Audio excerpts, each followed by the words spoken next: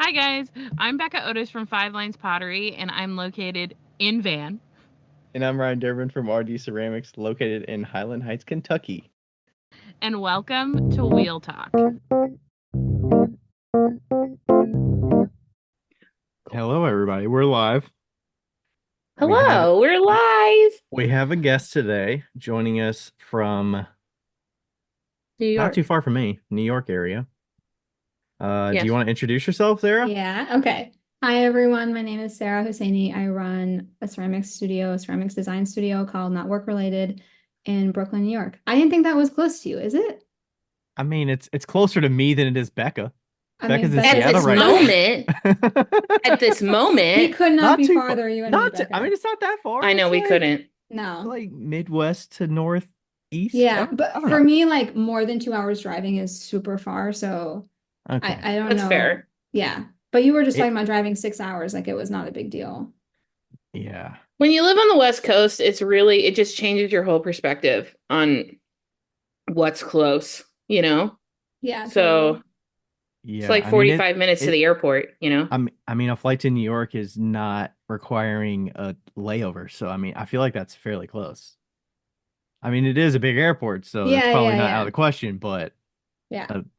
that's not too bad. We had to like drop on a dime and drive 8 hours to Raleigh last I week, saw so that. like Yeah. that was Rachel had to convince me, but Did you guys end we up made it work. driving through any of the like hurricane leftovers, or did you mostly avoid it? No, we kind of went through. Oh, I don't think we actually had to go in Ohio, Kentucky, West Virginia, Virginia, and then into North Carolina. We were a Okay. little bit north of Charlotte, but we kind of stayed east of that area, so we didn't Okay. really have to go into Western North Carolina. Yeah. But it was a great drive. I mean, we were there, it was driving it at night on the way Yeah. there, but the way back it was beautiful. Driving through what West Virginia is really nice. Yeah, North and you can't Carolina, drive through West Virginia without having the song playing, the country road song playing. John Denver. So, yeah. Country road, take me home. I feel like on every episode you find some place to throw in like singing Some stuff. singing. I was wondering Yeah. where it would come in. There you Right go. Like Get we it away. could out of the check way. that off. Get it out of the way. Yeah. Yeah. So Yeah. you're in Brooklyn. How long have you been in that area? Did you grow up there or have you been working there or I grew up in Chicago. I moved here to go to grad school. So I went to Columbia for architecture. So I have a master's in architecture from Columbia, and I got here 2011. So it's been like 13 years. And wow. then around 2017, I started the studio. So the studio is now like 7.5 years old. I Nice. think Wow. legally it's like 6.5 because I didn't do paperwork for like a year. I Who just like put does? it under the table. And then in Yeah. You're hitting that 2018, threshold at like six, yeah, I seven got like a years, business license a year in and was like, okay, this is real. So yeah, it's like it'll be 8 years in May, which is really crazy Wow. because it was never supposed to really be more than, it was supposed to be like a thing, but it was never supposed to be this. Yeah. So you'd always like rented studio space. When you say studio, do you mean your business without a studio or just like you've always been in that studio the whole time? No, I got this studio space in 2020 because I have a friend who is immune compromised. And so during COVID, she left the city and she was going to leave her studio. So she was like, Sarah, please take the studio. It's in the neighborhood I live in. So during COVID, like being able to walk and not take public transit was a really big deal. Hmm. And so I ended up through like just luck being able to score a studio in my neighborhood. And I didn't think I was going to take it at the time because it's like over $1,000 and like COVID's like not the time to like add that to your like, expenses. But I ended up getting a grant around the same time and it was like, okay, this is it. Like we're gonna just figure this out. We'll try it for like 6 months. And if this whole thing fails, then it's fine. I'll just go back to work. Like, yeah, but I still have the studio now and it's so I've been in the studio for a little over 4 years and I still get to walk. It's like 10 minutes, 12 minutes from the place I live, which has been, That's I'm sure great. if you guys have like that, I mean, you have that relationship because you're so adjacent to where you work, being able to go and like check on the kiln, being able to like be like, fuck, I forgot to Yeah. cover all that stuff. I'm gonna go ride my bike there in 4 minutes and cover everything that I don't, it's just like those little bits of being able to be close by. If I was like an hour on the train, Mm-hmm. it would add so much stress to a job that's Yeah. already so stressful, that being able to be close by, even to just be like, I forgot my lunch at home. I forgot my keys at home. I left my phone like, next to the door and then locked it and then walked home. Like those things happen all the time because your brain is so spread thin anyway. And yeah, being able to be like close by, if not, I couldn't do the in my house thing.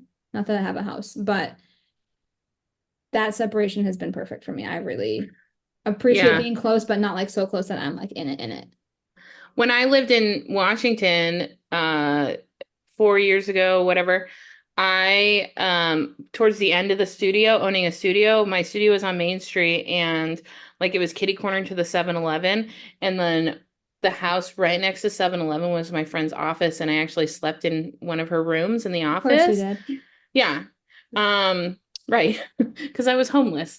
And but it was the same situation where it was like, stupid little stuff where you're like, oh, I forgot to like lock Yeah, it something, happens or I every forgot. day.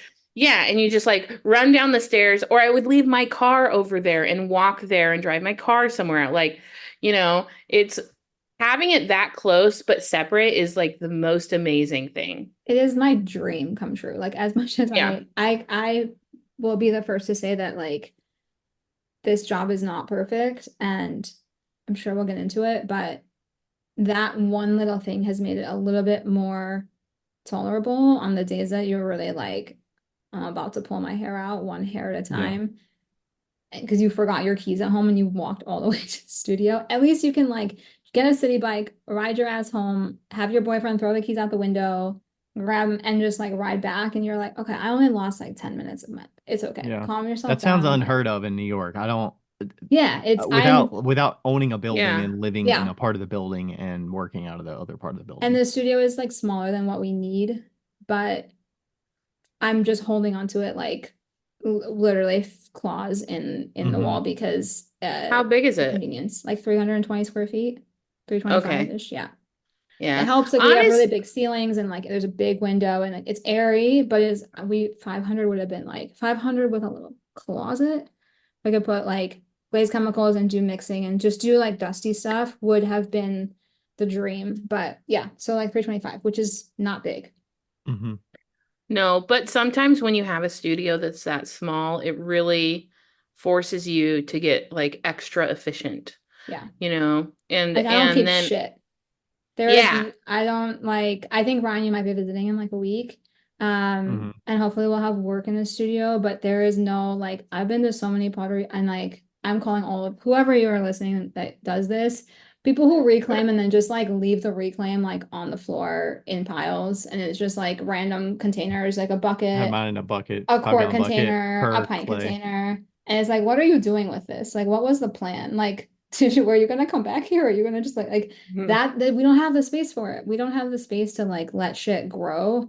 So it's either on the wall on the table or like that's it. And I'm Yeah. also like really affected. I don't know if it's the architecture background or what, but I'm affected by clutter. And so if everything is like everywhere, I get overwhelmed and I just like need that shit to get put away. But it's also Mhm. because we don't have a ton of space. If I had 1,000 square feet, man, I would be hoarding everything. Yeah. Yeah, but it gets worse. Like if you go big, like if you get bigger. So, and also if it's like a super drastic jump, like I started in a basement that was 1,000 square feet, and then I not 1,000, 100, and then I I was like, damn, this girl is in a mansion. That's a huge like basement. what? No, and then like my kilns were on my front porch, and then I had to add a shed, for things like, and everything was all over the place. But then I went to a 3,000 square foot studio, like it where everything was visible to everybody, right? Yeah. It was awful. It was fucking awful. It was like like you had to fill up the space. Yeah. And that's And you expensive. do. And It you do costs like it cost me like 10K just to fill out that little bum box I work in every day. And it's like Yeah. constant, like you're always replacing stuff, you're always buying things, you're always like, you know, it is never ending. To fill out 3,000 square feet would be thousands. Hmm. When I moved out, every Tuesday was garbage night, and I would go like see which dumpsters were the lightest, and I would take out buckets of clay and just like dump it in the trash cans. And like every That Tuesday night, reclaim that's piling midnight. up. Yeah. That reclaim that you never processed. Yeah. That it was awful. Yeah. So the studio is a little small, but the floor that I'm in has a bunch of little studio spaces. So if we really get really bad growing pains, the goal would be to just get another little space that's like $500 or something that maybe doesn't have Yeah. a window or anything like that, but it would be like photography, storage, things like that. But right now I'm just suffering. It's fine. I mostly work alone, so if like it's okay. If I'm in my own way, it's fine. Yeah. Yeah. Do So, you have employees? yeah, you've Yeah. been shifting with employees and Yeah. non-employees for a while. How has that evolved? So I've had employees consistently now since I think 2021. I started with a really good friend of mine who I had when I got the studio, she was like, please, please, please, please, please, please, please, can I have like a tiny little corner, like just like a little shelf? And I was like, just have a shelving unit, it's fine. Um, and so she was paying for that. And then when I went full time, I realized how much work it was. Like I knew because I'd been doing it, I was freelancing and I was working like 2 days a week. And then I was working 10 hours a week. And this is like a whole other conversation, but I went gradual into full time When did you as go full time? Was that 2021? Is that the 2020. full time? Oh, 2020. 2020. Okay. So I had worked like a year or so on my own, and I realized how many things like just weren't worth my time. There are things like Reclaim that I could do them. I'm obviously capable of fucking wedging clay. It's just not worth my time when I'm dying to get everything else done and like really struggling. So, this really good friend of mine was like, please, please, please, again, can I be your assistant? And I was like, I don't know. Like everyone tells you it's such a bad idea to hire your friends, right? For me, it was like the best idea ever. It actually was amazing. I got to figure out how to communicate. And we did it together because she was also learning and she was never going to be like, this bitch doesn't know what she's talking about. Like we were really good friends. So we were able to figure out like, what does she need? What do I need? What are the systems? How do I communicate to someone? This is what they have to do all day without, like in the beginning, it was straight up just me having anxiety and watching her finish something and being like, what the fuck am I going to give her next? And always trying to be like one step ahead of her. And then finally got to a point where I was like, oh, I could do this for like a day. I could like pre-figure out what she's going to do and have work lined up and like got into a system of how to communicate that and where to write that so that she could like check it off or write notes or just that took a really long time. And it changed me. It changed who I am and how I work and how I interact with people. And it forced me to get my shit together. So that she stayed for a couple years and we're still really good friends. But during that time, I ended up hiring two more people. And then I replaced the first person and whatever. Until July, we had like three people working about 3 days total of help. So I was like 50% of the week on my own, 50% of my week with someone else. And then one of my assistants moved back to North Carolina at the end of June. So it's been a few months and it's just not the right time for me to hire because it's hard to quantify this because everyone really just works like one day. I don't have like full-time staff. I would say it takes like 60 to 90 days for someone to get the hang of something. Yeah. And when you work one day a week, that 60 to 90 days takes a really long time. Yeah. Like I just with holiday coming up and then knowing like the commitments I had to other companies and projects, it was just not gonna happen that I was gonna hire somebody and have them trained and it not be like really stressful. So I ultimately made the decision to not replace the employee that left at the end of June until next year and then like sort it out next year. I think I'm gonna go down a day. She was working 2 days a week. I think I'm gonna go down to just one. It was getting the studio was changing and so it was getting really stressful because I'm doing more and more admin and more computer stuff and I felt like I had to be in the studio because somebody was there. And not only because like they need guidance and like direction, but because I felt bad. Like I wasn't working, even though being on the computer is also work. And having the week basically open right now has been like so good for me. Like in a, I don't know how to explain it. I don't have to be on. And if I need to take half a day to do social media, if I need to take half a day to like get back to emails, if I need to take half a day and work on a presentation, it doesn't affect anybody else. And I'm not trying to like piece it in around somebody else's schedule. So I'm really liking it, but it does mean that I've had to pick up more of that stuff that like I don't want to be doing. You would have delegated, yeah. I would delegate it just because it's stuff that is, it's not mindless, and it's not that it doesn't take skill. I just have better things to do with my time. Right. That are It's like teachable. more like only Sarah can do this stuff. So it's a balance. It was also really expensive having like 3.5 days of help. It was easily like over $2,000 a month, and it's nice to have that number come down a little bit. It takes like the pressure off of me and helps me just figure out where the studio is going, and kind of wrap up this year. And this year has been so strange. So yeah, unintentionally kind of dropped staff and ended up working out really well. Yeah, because it's taking your effort to, like you said, the day before, the being prepared so that they can actually Yeah, do the thing that they need to do.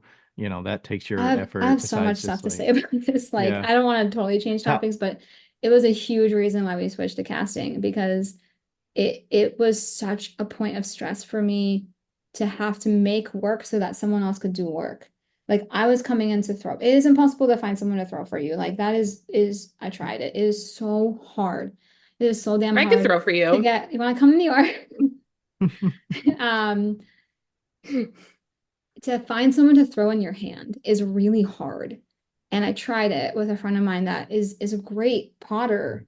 And it was like, damn, that stuff still doesn't look like me. And like the cost of the skill level is not, it just wasn't, I wasn't able to pay what I needed to pay to get the skill that I needed. And it just didn't hmm pan out.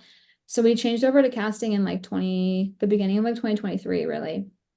And I think I was like pretty public about it on social media. Um, and the biggest reason why was so that people could work independent of me.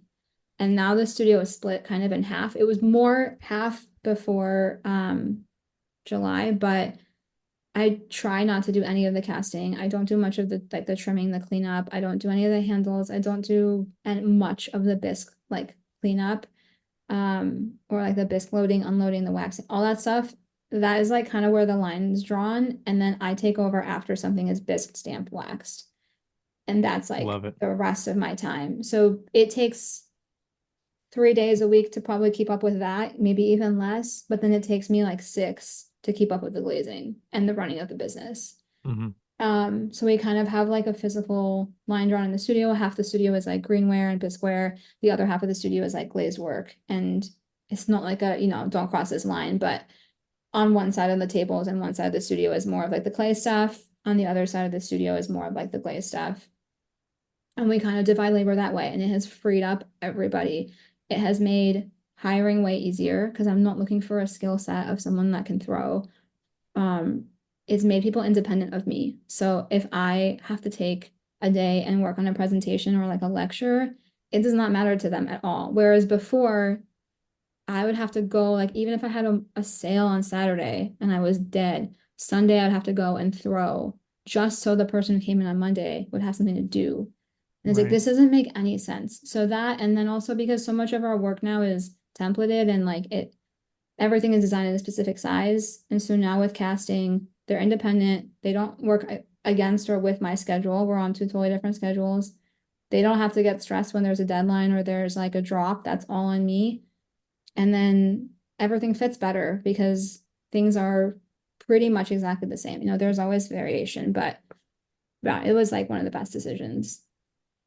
Yeah, that's great because I mean, you essentially just need the canvas, and then Yeah, that's you can it. do all the decorative because you're mostly known for the decorative thing. Yeah, Obviously, exactly. having the functional cups, mugs, I mean, that's what most people are going to buy. So as long as you got those canvases It's just ready, like a vessel for the yeah, actual design work. So it's yeah, there was even talk of like back in the day. Like, do we just buy bisqueware? Like, do we just like have a factory produce bisqueware and then because I got a person if you ever get to that. okay, hit me up later. We'll take it offline. But it became a big question of like a really question like what are people buying this for? Because Right. I threw everything. And I had started ceramics like back in high school. And for me that was so much of the identity of like being a potter. And I don't really call myself a potter anymore. Because for me it is like potting, it is like throwing on the wheel and like having that as part of your day to day. I had to look outside of like my ego and be like, what are people paying for? And they're not really paying for my ass to be sitting at the wheel, to be honest. It doesn't really matter to them. Right. Maybe they think it's cool for like a second, but then really what they're paying for is the thing that they're looking at. And it'll look the same whether I throw it or whether it's cast, if we do it right. And it took me a long time. It took me a long time to let go of that ego because it is a big part of your identity. And it's a skill set you work really hard at. And for you to be like, well, I just spent years of my life being able to throw really well and really precise. And then we're going to just like, kick it out and replace it with something else that is like lower skill. But do you feel like I am going through the same thing right now, actually, where I'm finding that what I'm enjoying more is what's on top of the pottery instead of the pottery itself. Not only that, but the hands don't work as well as they used to. And which is another thing that, like, not to interrupt you at all, I'm sorry. No, it's fine. But the reality of this is just how many of us are going to get arthritis? How many of us are going to have joint problems? How many of us are going to have back problems? We don't know yet, but that is like such a real possibility. And when it's your livelihood, it's a threat to your income and to the ability as a person who's elderly to support yourself. And that shit is scary as hell. Like, yeah. Okay, continue. No, it's okay. No, you're right though. And I think that I would say that, I mean, I'm mid-30s, I'm 34, so I've been doing this for 15 years. And at the beginning of that 15 years, and I see this a lot in younger potters as well, it's all about you have to do everything. Like, this is my identity. This is everything I am. I do A to B to C to Z, like the whole process is me. And now as I'm a tired old human lady. Yeah. I'm a tired old lady now with these 90-year-old hands. And I'm like, you know what? I just want to make money and paint things. That's it. I just want that thing. Like, I just want to have fun doing what I do, that I want to have fun doing something that doesn't make me hurt. Yeah. And yeah, and I feel like it's something that I've been kind of like learning along the way, that like, because I'm actually considering casting just like cups so that I can paint them and stuff, just smaller ones. But I've started doing it with bowls and stuff like that now that I'm a professional caster. I mean, it's valid. It is really like a concern, and it's not just a concern when it comes to like throwing whatever, just concern generally, like what is this going to look like when we're 65 and have no money to retire and all of that stuff. But overall casting has been amazing for the studio. It has been a huge learning curve.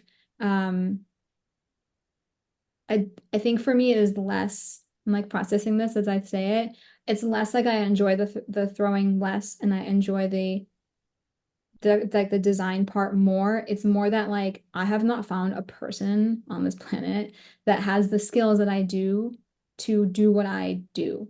Every single employee I've had wants to rip out their eyeballs after taping like one thing, and they look at me like, how the hell do you do this all day? And if I find someone that has those skills and like doesn't like look at me like I'm insane and enjoys it, I would totally be happy to like blend that line between the making and like the finishing. But everyone's eyes bleed, and we haven't gotten to the point where anyone not only has the skills but like enjoys it. Like, I don't want people to come in and like hate their day because I'm making them like measure things with a ruler and like type all these lines when it comes naturally to me. And that's like part of the same thing with throwing in someone else's hand. when you work for someone else, you're trying to recreate how their brain works too. And like most people's brains, especially for pottery, like they don't work like mine does. And people don't approach ceramics the way that like I do. And it's really hard. It's hard, like literally props to all the people who are assistants for other people. Like it is hard to make work in the hand and in the mind of somebody else. And we do a lot of erasing of that in the studio. Like we try really hard. It's kind of the opposite of a lot of potters, but try really hard so that you can't tell like who trimmed what or who attached what handle or who did what so that it is more uniform across the board. We don't really leave those like evidence of, evidence Right. of hand, but that's another like challenge. And yeah, I will say like before we stop talking about employees, I love having staff. I like absolutely, I know I've talked about the harder things with training and everything, but it has made my job so fun. I will also preface that like for the HR professionals, for the like HR girlies, I am a fan of a personality hire, whether you disagree with me, whatever, I don't care. Agree. Personality hire all day because I can teach you how to do stuff. Obviously, I want you to have like play skills. And if someone comes to me and they're like, I love casting, yeah, I'm probably gonna like bring you in again and talk to you.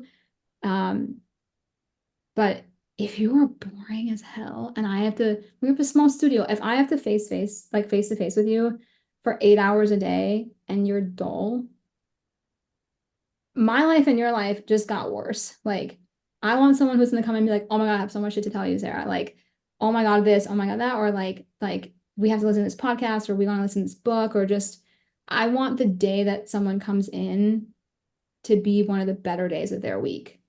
And for me too. But like I worked so many jobs where I didn't want to go in. I was like, oh, I have to go in. I want them to be like, oh, sweet, I get to like go in and like do pottery all day and like, finish our book or like watch like YouTube videos of Britney Spears and like, just like that is something that is important to me. And so I've always tried to create a team that not only becomes like close with me, but becomes close with like everyone else that works in the studio. Like we do like group hangouts and we do stuff that like is not important to the work, but I think is important to your like impression of your job. You know what I mean? Like you want to have it in like a good place. You want to go. And so I try to keep it fun and try to keep it like not so serious. And then in turn, it makes it like the best day of the week when someone is coming in because it's really easy when you work alone to get in your head and be like, man, I fucking suck at everything. Like it's a huge reason why I listen to books and podcasts and stuff because it just keeps the brain empty. And when you have someone in front of you that's like making you laugh and like just goofing off, it like takes the edge off of the seriousness of this job sometimes. And yeah, those days are always the days that are like the best. So that's my spiel. I love having staff. It is Yeah, I mean expensive, it's hard, when you but can control the atmosphere and you're like, this is the atmosphere that I would like for myself, or yeah. I wished I would have been in the past, or you said you've had experiences with jobs that you're like, I don't really want to go there. Like to a lot of those people, if they're working 1 or 2 days, like that's their like bonus job in a Yeah, way. it should be like the best day of your week. Like obviously not as good as like a Saturday, but try. And I think also this is a job where you don't get paid a lot of money. Whether you do it for a time or you do it part-time or you do it for a day and you like whatever it is, you don't get paid a lot of money. At the very least, you should learn a lot of stuff, have like insight on things that you normally wouldn't have access to, and then just have fun. Like you should enjoy And it. snacks. Yeah, there should be like snacks and it should just be like I don't like time your lunch.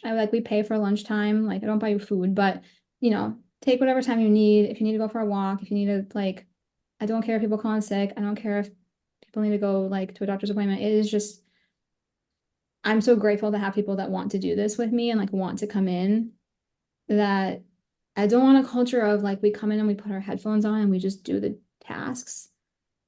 I want it to be more than that. So yeah, anyway, that's my Yeah, that's great. spiel. And That's I my would big suspect advice for that hiring. that So helps retain people too as yeah, well. I would absolutely. suspect they stay longer, and then when they leave, it's because they had this opportunity come up and they've got to like Life take advantage of changes, it. Like like, things come up. Yeah, it's yeah, not. if you want to like have a family or you got to move states or whatever, um, it's also a thing where I know I can't afford to have people work here full time. So I make sure, I try to make sure that whoever is working here has a stable other job that they're working like 4 or 5 days a week. And this is like the bonus thing. And it's obviously paid, but it doesn't come with health insurance and like PTO and all that stuff. I try to make it as worth it as possible. Yeah, I think that the biggest thing also to add to your like if you are doing a like character hire, like if that's a very important thing for you, that also means that the boss has to have extremely good communication. Yeah. So like because sometimes people fuck up, sometimes something happens not the way you want it to happen, and you have to approach that like professionally and don't put the like certain feelings into that you normally would have if it was like a friend. Like you can't be like, bro, why'd you do this? You have to be like, okay, we have a system here. This was Mhm. wrong. I You think know, it's, absolutely, like 100%. And that is what it took me a really long time to learn how to tell someone that something is wrong or how to review work. I'm still learning how Mhm. to review work and then review it with someone without making them feel bad because it it takes a while for someone who's working for you to understand how you communicate things to them. And like I can see them be stressed when something cracks or something breaks or something flies off the wheel. And every single time I'm like, LOL, don't worry about it. Like shit happens. yeah. You're gonna make mistakes and it's not a big deal. Like do not stress if you attach a handle and it cracks. Do not stress if you mess things up. Like I mess things up literally every single day. The amount of seconds I come out of the studio and it's all in my hand. Like there was like a batch of espressos where like all the handles cracked. And the person who did it was like, oh my God, I feel so bad. It's like, don't feel bad. This is like normal. Like this shit It's a learning happens. process It's too. It's learning. like, And so I think, here's what went wrong and here's what we can yeah, and do like next figuring time. it out, and then we figure out strategies and we like, change how we extruded handles, and that helped a ton. Try really hard to never make it feel like it's somebody else's fault that something went wrong. Even though if it was me, I would be like, okay, that's a loss. Like, this much money was spent and blah, blah, blah. But I don't want people to have that type of stress working at the studio. And as much as I am anal and I am a perfectionist, it's really not your problem to worry about that. Like, Yeah. so, and I think it makes people more comfortable with like asking questions and also, yeah, you messed stuff up. Like, not everything survives. And to bring it all back, us changing over to casting has made every single piece less valuable. And not in terms of like when it's finished. Like once I touch it, it becomes really valuable because it's where all the effort goes in. But if we lose a cast because you dropped it on the floor, like wrapping the plastic, it's fine. It's not, no one's gonna cry over it. Right. So You're so early in the stage that it's yeah, it's not a big minuscule. deal. I think when you're first starting as a potter, like every single piece becomes really precious. And casting has helped break that boundary down. So it really is not as much pressure if something happens, which happens. And it takes a while to figure it out and um get to a point where you are like self-sufficient in the studio and you're like problem solving and you don't need me as much. And that is, yeah, that's just like normal. So with it being like cheaper and cheaper, I said cheaper and cheaper with the slip casting, but I suspect that also, that's helping you long term. It's, you talked about the health aspect of it, being able to work years into the future without hand strain and, you being a bottleneck for making everything. How does that like financially fit into the business and making it more viable for whether it's like the price point you have and how many pieces you can produce? How does that the slip casting figure factor into that? And I think if we had kept everything the same and the only thing that had changed was casting, it would have been easier and a little bit cheaper. What has happened, because I've basically specialized in the last couple years, is all the design work got more complicated and more crazy. which is great because that's what I like. I know people are paying for that, so that's what I want to be the best. Um, if that had not happened, I think things would have been cheaper. But basically, what happened was because I could take this off my plate, I went nuts on the other side.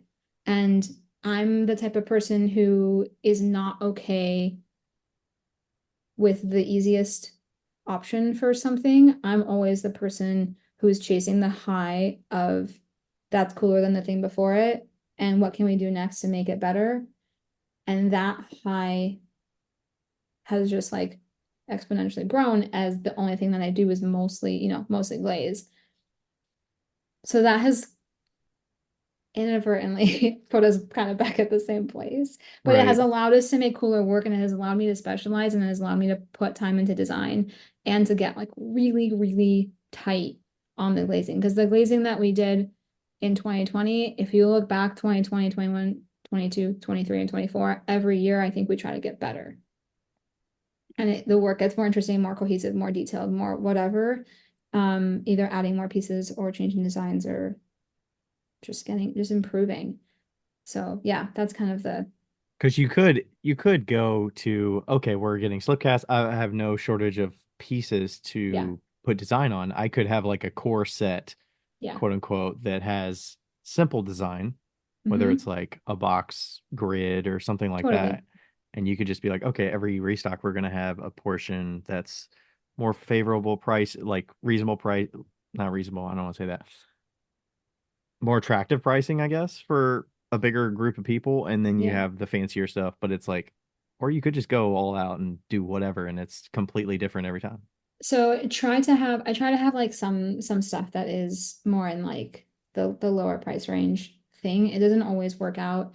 Um, I try to have a couple things. At the end of the day, I've basically realized that someone is willing to pay $20 more for something that is cooler. If they're gonna buy something that's $65, they're probably gonna buy something that's 80. And they would rather buy the thing that's 80 that's really sick versus the thing that's 65 that is like, oh, this is cool. I totally understand that people have budgets and all that, but overall, I've seen that people do not care about paying a little bit more for something that is more interesting. So that's where we've gone.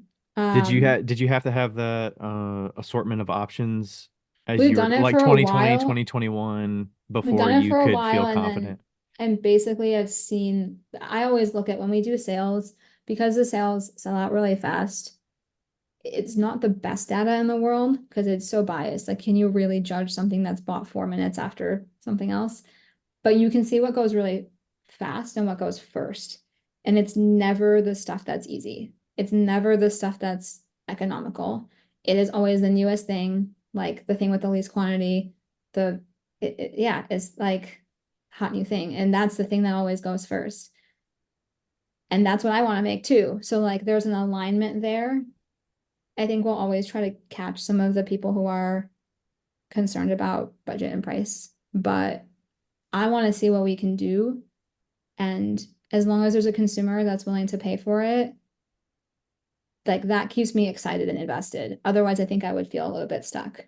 Hmm. Um, I'm a person who is very easily bored. It is like we can get to it when we talk about, I'm sure we'll touch on like wholesale and things like that. Um, but if I'm not impressing myself, it is really hard for me to show up at work. And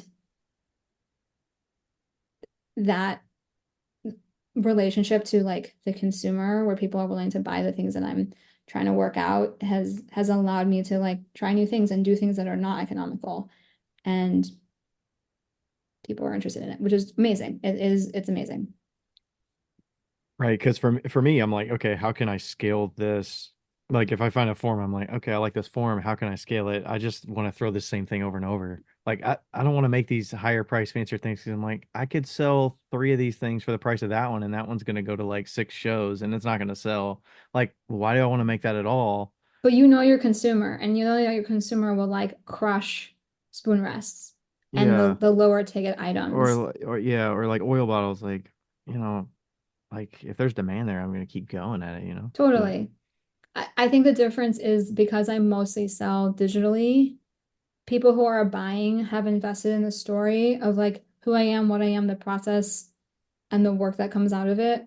Versus when you're at a show, someone has a minute or two to judge like what is this package, who is this person, and Right. they might like the work, but they're gonna pick like the lowest entry point to that Right. versus it's just a completely different game. Yeah. When If you people went are to a like, show I have been with waiting your for two items, it months would to be buy this different. thing, you're gonna buy like the best thing on the table. Right. Versus if you happen upon something, you're gonna probably get the thing that is like hurting your wallet the least, you know? Yes. Back I have a up. question. Yeah, go for it. I don't want to interrupt, so I just raise my hand sometimes. Okay, first of all, I went to school for graphic design, and all my friends are architects. So we, I have this very similar style to yours if I feel well within the world. And, but I want to ask who your favorite painter is. But I know this is totally out of the blue, but I want to ask who your favorite painter is. Can I do artist and not painter? Sure. Okay, can I do Carol Martins? Do you know Carol Oh, yeah. Martins? No, but I'll look it Go up. Google. He's Carol? amazing. Karel, I think. Carol Martin, Paint and Body. Oh, no. Wait. No, nobody. Let me KARELMARTENS. Dutch graphic designer. Aha! Okay. Oh, yes. Please Okay. don't tell me I Yes. spelled it wrong. Did I spell it wrong? Oh, yeah, you did, but it's fine. It's Sick. it's KARELMARTENS. That's Oh, maybe okay. Okay, Anyway, I just wasn't redeemed listening. myself. I feel fine You now. redeemed yourself. He is heavily influenced by like the Bauhaus and the Which is okay, where a because lot of like early NWR started. right. Yeah, I was looking at like I went through your entire Instagram feed just now. And yeah, for sure, for sure. Because like you're very heavy on like the red, yellow, blue, like the primaries and like those kind of patterns. That's really cool. Now I'm really stoked to research about this guy. Yeah, he's amazing. I think he's really interesting. If you look at the source of a lot of his work, there's all these prints with like time cards and weird stuff. He found all this stuff in like a factory. Don't fact check me. Found this stuff in a factory and put together pieces and parts of things he found and like scanned them to create images, which I think is fascinating. That is cool. Yeah. And he's also just super talented. Yeah, that's awesome. I just think it's so interesting, especially when you find like in the pottery world, I feel like there's two subsections. There's the graphic designer architecture people that become potters, and then there's the artist that becomes potter, and their work is so undeniably like you can see exactly who came from what, right? Yeah. And I've always found it kind of interesting, like that, that difference and how it is approached on a 3D object. Like I approach things more in a graphic design sense where I like a 2D object, a 2D painting on a 3D object, and that's like not normal in the ceramic world because everybody's like, you got to use the whole space. But I'm like, yeah, but how cool would it be not to use the whole space, you know? Yeah. And so I just find it really interesting, like where people find their like inspiration or, it always starts with somebody who they got inspired by. Yeah. And it really stems from that. Like mine's Kandinsky. And so like, you can see that in my work and blah, blah, blah.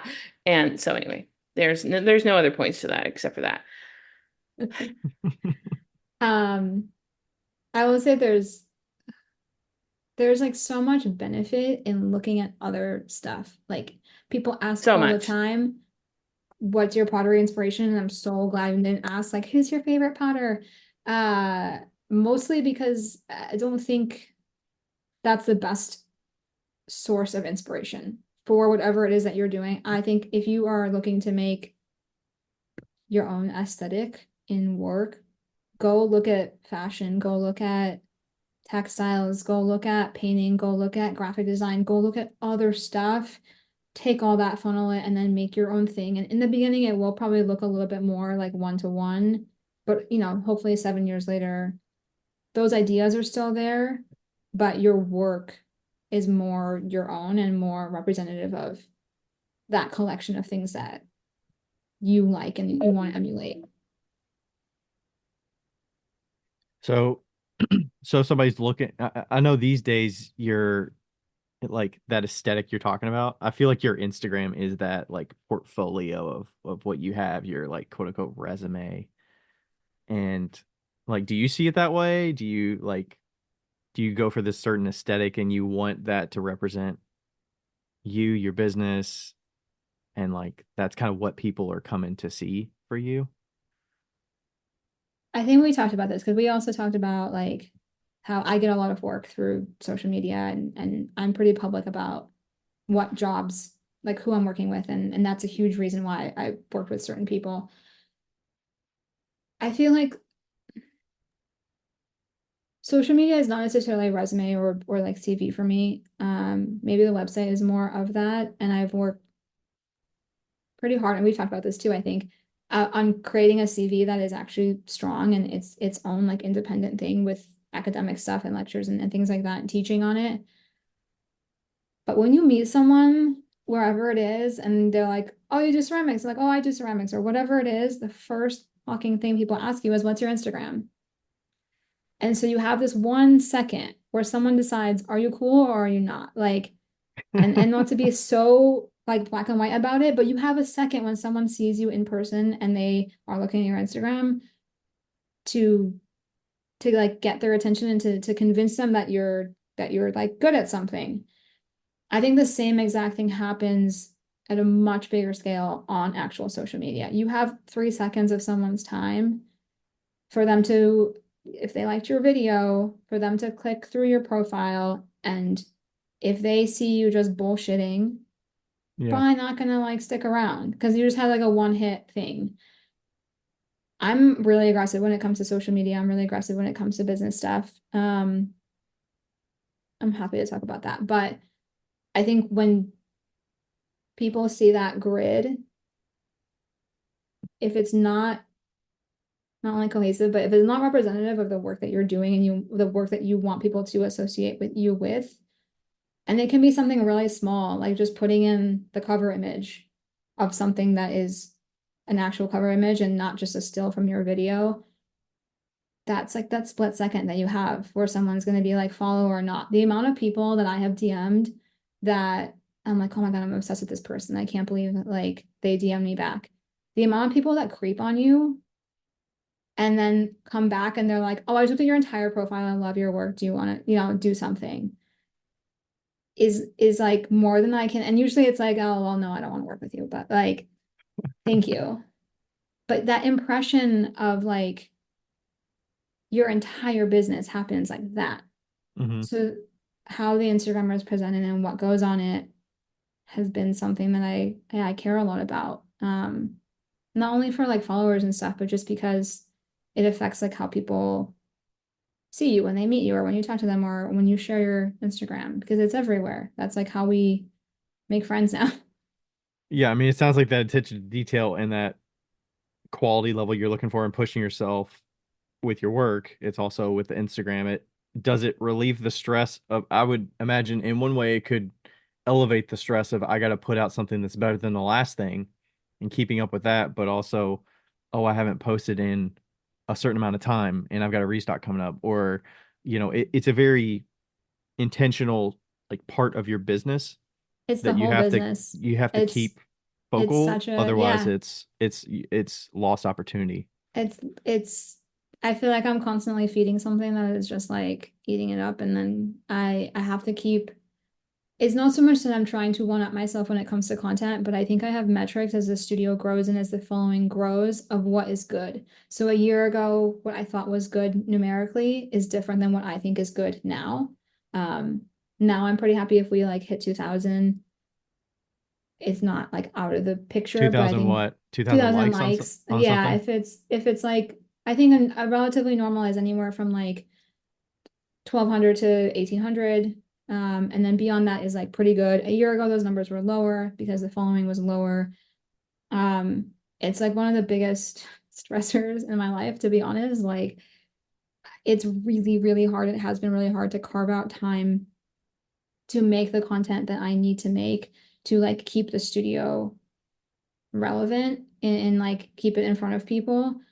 That's the number one thing I wish I could change in terms of like how my weeks pan out is finding a place and time to like prioritize that content because it's where we make most of the money and I don't sell on Instagram, but it is Mm-hmm. where people come from to join the mailing list and then to buy stuff. So it's it's a thing I enjoy. Like I definitely do enjoy it, but I feel a lot of pressure to create stuff that performs well. Because if I'm going to spend the time making something, it might as well be good and it might as well get more people to see it and for me to also keep the people who are there and who have been there engaged. Because the last thing I want is like people to be like, yeah, she's washed up. Like she's just like not, you know what I mean? I don't want to get worse. Like, of course, everyone wants to Right. get better, right? But yeah, it definitely applies to social media for sure. And I mean, you're like social media intelligence is probably to a point where you know what is popular and what people Yeah, I'm on it. gravitate I'm to on with videos it. and I think like I satisfying videos that are shorter, like detailed videos, instructional videos, how I make this thing from start to finish. Like Kurt does that, yeah. Kenny does that with Turn Studio. Like there's so many people that they show you like what's popular, and then you could like repeat that if you want, but it's like it's gonna affect your grid, it's gonna affect how you do things, and then pretty soon you're going into that realm of like I have to throw satisfying videos in there every now and then because I'm like I know this will like do good. Plus it's like easy, but I'm like how many of those can you throw in there? You don't want all of them, but Yeah, it's you a need some balance. variety. You need some storytelling, you need some quick hits, you need some like viral audio. I think this is my advice and no one asked for it, but um if you were wondering what my advice would be, Everybody asked for it. You're okay. on the podcast. Keep a content folder on Instagram. You can make it shared with someone if you need the accountability, but anytime you find good content that you're like, I could do this for this thing, or I could reuse this and repurpose it. Put it in that folder, and then when you are like, God damn it, I don't know what to make this week, or I can't come up with anything, you go through and you look through that folder of stuff that you saved. Is this is other people's content that you This is really other people's liked and you content. liked it for a certain reason Yes, or for a like a few certain reasons? reason. Okay. Either the audio or I mean, you can save the audio separately, but I feel like I don't actually go through my saved audio that much until I need audio for a video. It's like easier for me to see the video and be like, oh yeah, I wanted to rip that audio. Um, that has helped a little bit of the like, I'm stuck. My biggest problem is that I overthink it and that everything has to be like a heavy, like a knock you out punch. Hmm. I wish I could turn down the pressure just a little bit, not take it so seriously, and just produce more content. Right now, the biggest issue is that I can't produce enough content. That Instagram could grow a lot more than it has if I could get a post in every single week, like a reel every single week. And yeah, that's it. But it Social sounds like media you is need a hard. subset of really dedicated people that are going to buy from you. If that's like your most important Yeah. reason to have the Instagram and what you care about, The long Instagram is like a term. long con. Well, Instagram is totally a long con. It is like a power thing. It is not sales. Because 99% of the year we don't have anything to buy. We sell things like 5 times a year for 10 minutes each. And so it's not really about like a post driving sales. It is way more about creating an audience that supports you that will then get on the mailing list and then go buy stuff. Right. Okay. And for the It's the longevity big of that. funnel It's the leading to big the mailing funnel. list. It's the Totally. medium sized funnel. And then, Exactly. And yeah. it's about the longevity of that. And so you might not be on the mailing list today, but maybe by next year you will be. And I mean, you always need fresh blood. Like, how many times can the same people buy bots? As much as we try to make new ones all the time, I'm always a fan of like bringing in fresh blood. And the other thing that maybe we'll touch on if you guys want to talk about this, but the power it gives you when you're working with clients, when you're working with brands, I physically can feel the difference between 2 years ago and now. 2 years ago, it was like, we're doing you a favor. And you just say like, yes, ma'am. And you say thank you for the work and you know, get it done. Now, every single time I've worked with a brand and like the brands have gotten bigger and the companies have gotten bigger, we've worked with some like big clients. It is always like, will you please work with us? We love what you do. We want, you know what I mean? And like that there's a huge power shift of this person has a loyal audience and this person has people who will stand her and she doesn't need this, right? Like we sell out of the work. Like I don't need to work with you to get engagement. I don't need to work with you to get sales. I don't need to work with you to pay bills. I'm doing it because I want to. And it gives you the ability to negotiate in a way and protect yourself that you can't do when you're smaller. And it is like I don't know how to describe it, but it's like a tangible physical difference in the way that people treat me when I get on calls to the way it was like a couple years ago. It sounds like do they like know you as a person, your personality as well, or is it mostly the work that's the focal point? Because I'm trying to remember. I mean, I've known you for a bit, but do you feel like they know your personality getting on the call as well, or is it just like, oh wow, like this is an artist that's like to this level and work is amazing? I think it's a bit of both. I try to put personality on Instagram. I try to make it so that it's a little parasocial on purpose, but I think people recognize my face in that way, and they maybe know a couple of things about me from maybe watching stories or whatever, but is mostly there's just more respect, and it has helped me just protect the studio more, and know that like I don't need to take on stuff that is a bad deal because we're not desperate. Like I know how many times people say yes to something because they're like, I just need the job or I just need the client. And I can walk away from everything and be like, if it wasn't worth it for me, like I worked with a Whitney and I was like, will we do like 50 pieces? Like they were like, okay, that's fine. And then I was like, well, what can we do like 60/40? And they're like, oh, okay, that's fine. And I was like, well, how about we raise all the prices so that my 60 is a lot higher than my 60 that would normally be? And they're like, that's fine. Like You're literally like, what can I say everything. that they're gonna push back on a Yeah, little bit? they were so they just wanted to have me do this. Like I launched a bunch of work with their biennial branding and I was the perfect person to do it. It made so much sense.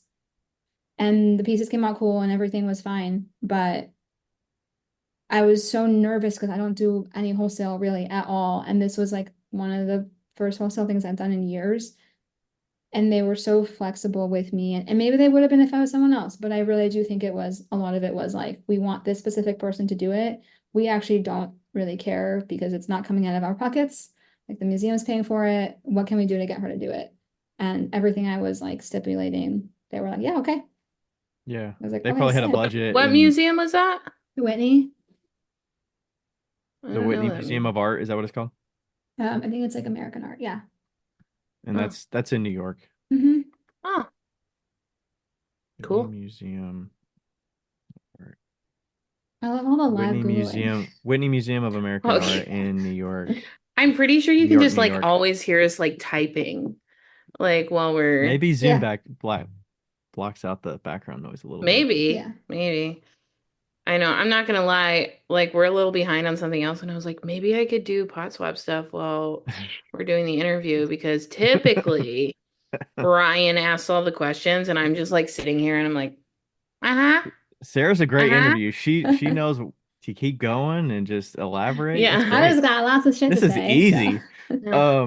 So no, how I just have a big mouth and I so, usually am so pretty how honest. so you have been getting some of these projects lately. I don't know how many in the last, it seems like the last year or so you've had a little like, you know, There's close been a lot lip, of like the Whitney NDAs. thing, I have signed the so other many one. NDAs. Yeah. So like how are you, I want to say like how many are you doing? Are they typically like a couple months at a time?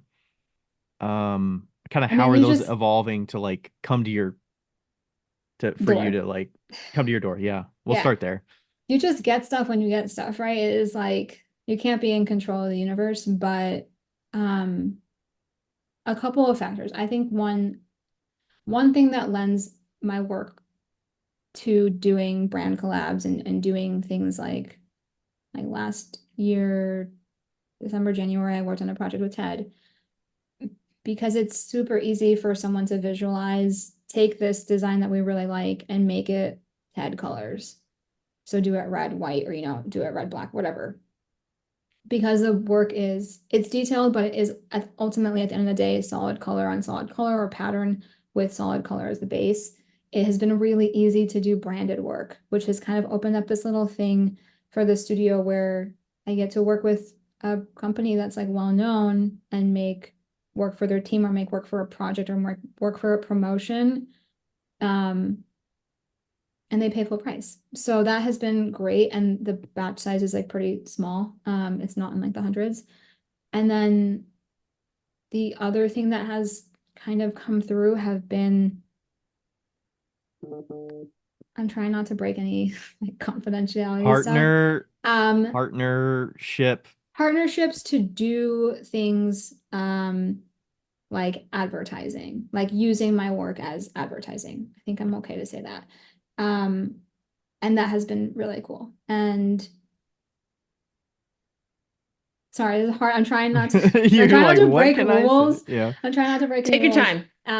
and like figure out how to talk about this stuff. But generally, yeah, I would say there has been every couple months something pops up that is like a cool opportunity to work with a company or for me to do something I haven't done before. And that also applies with like teaching and talks and stuff like that.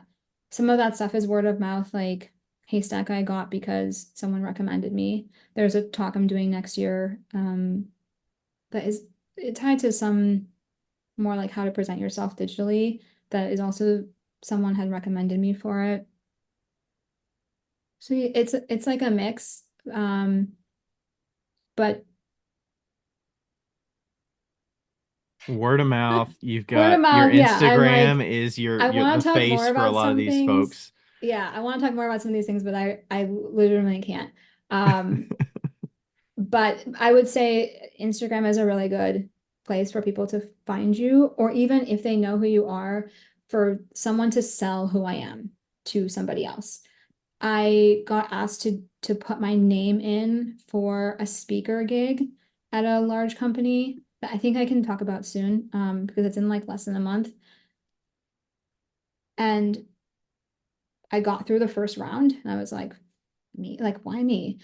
And then I got through the second round and then I got it. And I'm sure the pitch and everything that I wrote was interesting and they, were able to like put together what I was gonna put down when I got there. But I do think that the website, the Instagram, how you're presented in a digital way when people can't meet you and there's a board of people voting on whether or not they're gonna pay for you to come out to California and speak in front of like 150 people, those things, they have value and they have weight. So, and you're not giving them a presentation. Here's a presentation I presented at this, this school where I talked to 50 people.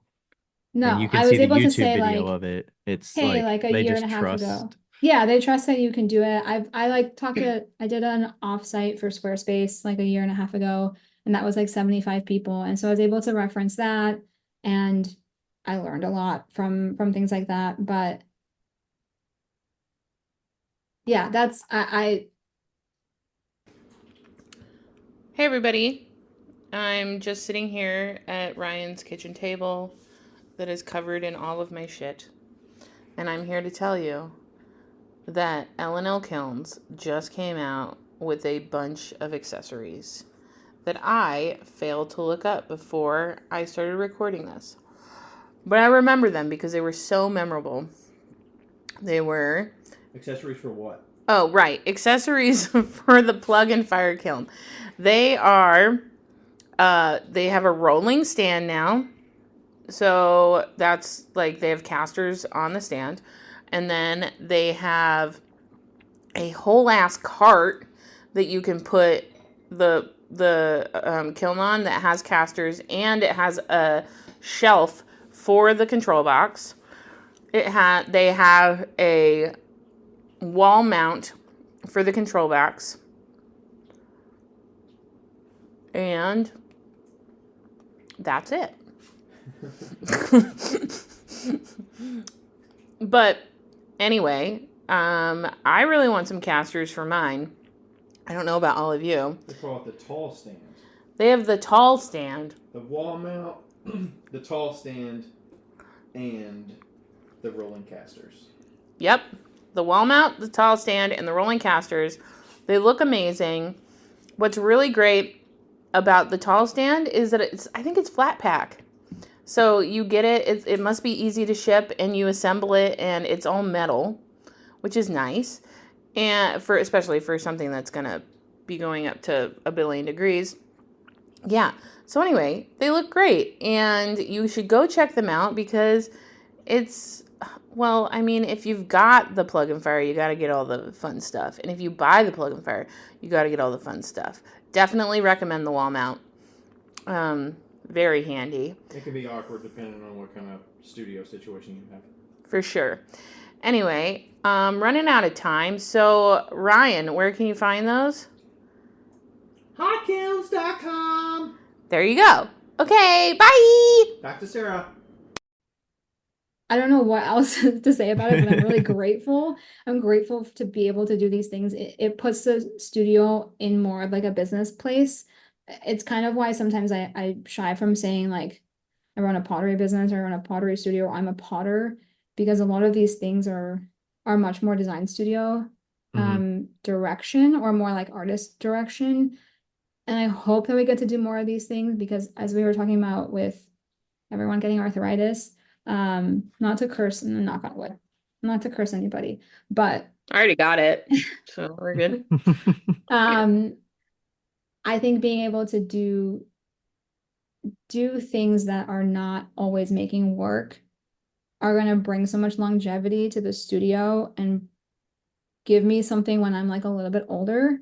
If I can figure out how to talk about the studio, how to present the studio, how to give like artist talks either at colleges or at corporate like offsites, hopefully when I'm a little bit older and I have some more experience under my belt, that is something that is a bit more regular and it can help bring some income that isn't physical labor into the studio.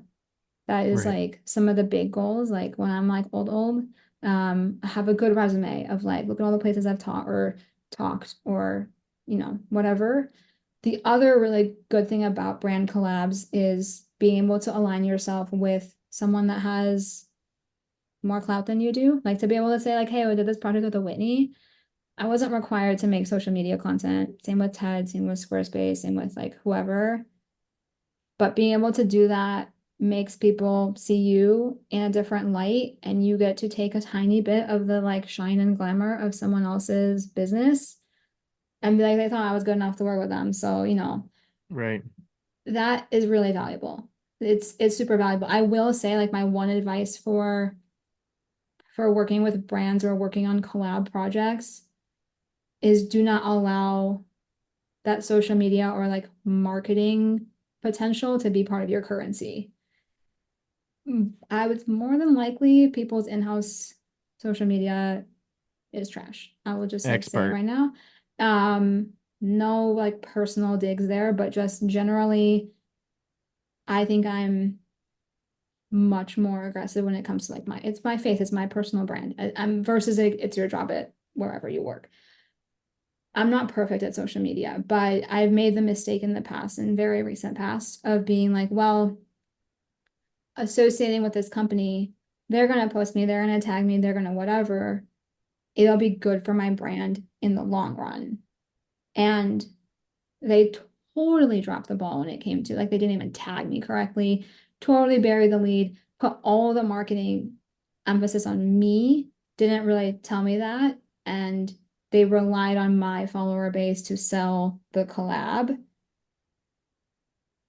And I made so many mistakes on that project because I was always blinded by sharing followers, sharing email list.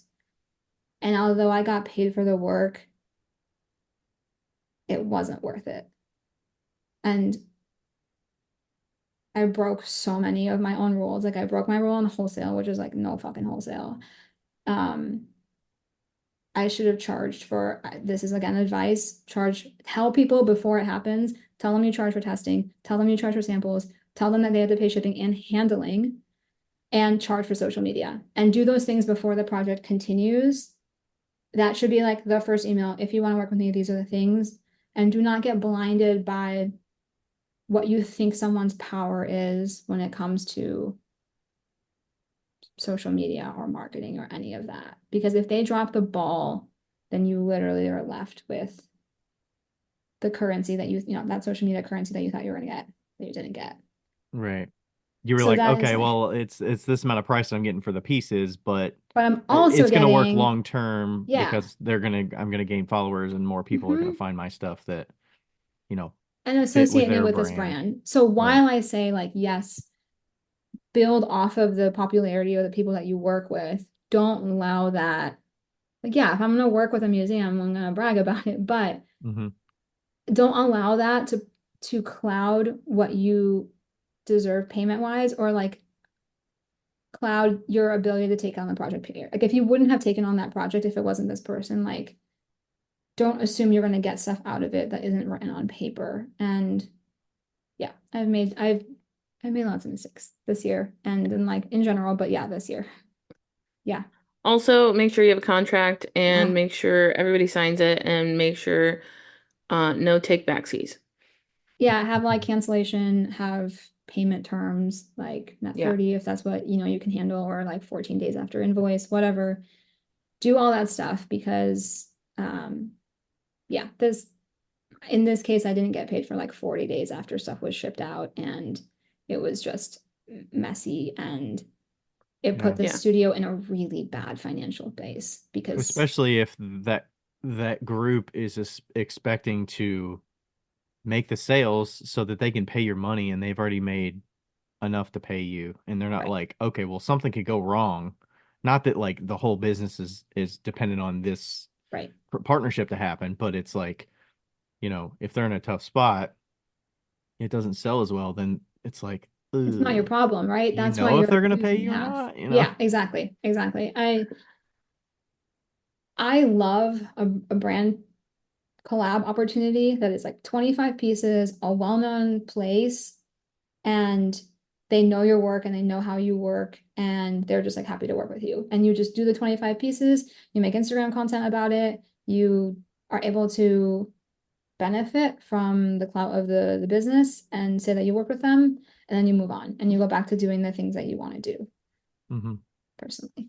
It's But not I'm stopping a the different studio person than for a most period of potters. time. Yeah. Like most potters want a 200 piece job. Most of potters Wow. want like 150 piece. Like they want the like guaranteed production pottery gig. They want those clients. That's the shit that like I would rather rip out my fingernails. Maybe some people want to do it once and then they're like, okay, what's like a reasonable, like, okay, maybe not 200, maybe not 25, like maybe 50. I don't know. 50 is good. Listen, the first time you do it 200, 300, whatever, fine. I guarantee you something's going to go so wrong that you will never want to do it again. And all your handles fall off. And then beer, fucking beer mug clubs are cursed for life. Okay. Like, Are you speaking from experience? absolutely not.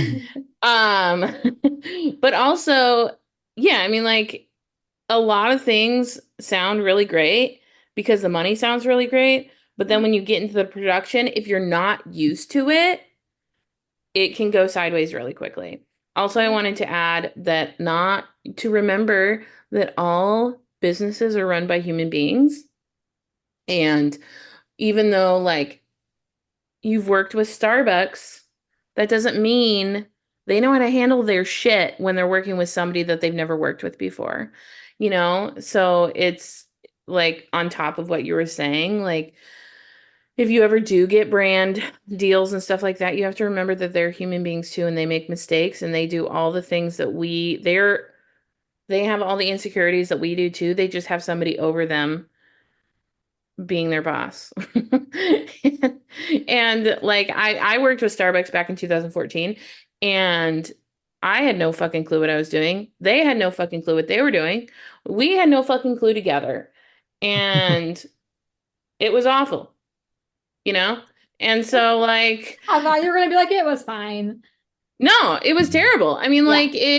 like that's why I said no take backsies, because like they fucking were like, oh, well, actually, we decided we actually didn't need that much anymore. And I was like, well, I'm already fucking done. And Yeah, we have a no, contract that says X number of them. well, I don't think we did. I think we just Yeah. did a whole like good old boy policy. And but yeah, like I think that was really where I figured out that like yeah, at some level they do know a little bit about what they're doing, but really they don't. They have a team to figure that out, you Right. Right. know. We have one So person. so Sarah, when you're approached with these, what factors are leading you to say like yes now? Okay. Things that I look for, small quantity. If you hit me with 20 pieces, I can probably do that. Like I've even done like team stuff, like things that you don't even see on Instagram because the company is like some random marketing agency that no one has heard of, right? You only see the ones that are like Squarespace or whatever. Um, yeah, if it's like 20, 25 pieces, 30, and you're gonna pay full price, and I can ship them individually. So if you have like a remote working team, and I can put them in individual boxes because I fucking hate shipping wholesale. I hate shipping boxes that have like 30 pieces in it. I Like mean, you it, literally have to walk everywhere. So like, well, you I mean, gotta I would just do a dolly it to UPS the pickup. I would do a pickup, but or it's a more pickup. the Okay. like stress. I can throw a mug in an 8-inch box is never gonna break unless someone actually sits on it. Is not gonna break. But the stress of having to like crate up inside or just Right. make everything secure is such a time-consuming nightmare. So yeah, if you have a team that is like 25 people and we're gonna all send these out individually, I'm so down. And you're paying full price. You want to take something I already make and adjust it to your brand instead of me having to do design work for you. If you're like, take this and make it yellow, we can do that. hmm And then I think the final thing would be if there is brand awareness around that company and I can use it to my advantage to elevate myself or my brand by being adjacent to you, then that's like a bonus. hmm But Do you have to stipulate about, I will or won't? Like, there's no guarantee that like social media content will be involved here or no, and I think when someone like let's just use the TED things, I already talked about it. They didn't ask for social media to be created, but I requested like, can I create content around this? And they Right. said yes, but the project was a gift, so I had to wait until everyone received it before I could post that content. So if Okay. there are things like that, like the talk I'm going to give in November, I put in like a model release in the contract and I made sure, I mean, it hasn't been signed yet, so who knows, but I want to make sure I can make content around this. I want to make sure that I can take video of me speaking, of me doing workshops, of me doing these things so that I can mine it for content. If it is more of like a wholesale deal, then I would require payment for social media. Like I don't expect someone who wants 20 mugs for their team to then pay me for social media for this Right. Yeah, thing. yeah. I'm using it to my advantage in that case. You're And just saying, can I show your brand that I worked with yeah, you can I say I without like worked you with all getting Ted? Can mad about I? it? Yeah. Yeah, exactly. But Yeah. when it comes down to like a wholesale order for a project that is a collab, then I would like I worked with the Brooklyn Brewery, which is like a big brewery in the city a few years ago. And that's the first time that someone was like their rep was so good to me. And I can tell now, like, this is not the right term, but she was basically like a girl's girl. Like she was in my corner, making sure that like she's like, you didn't get anything in that contract for social media. You should get paid for social media. Like she was always making sure that I was taken care of.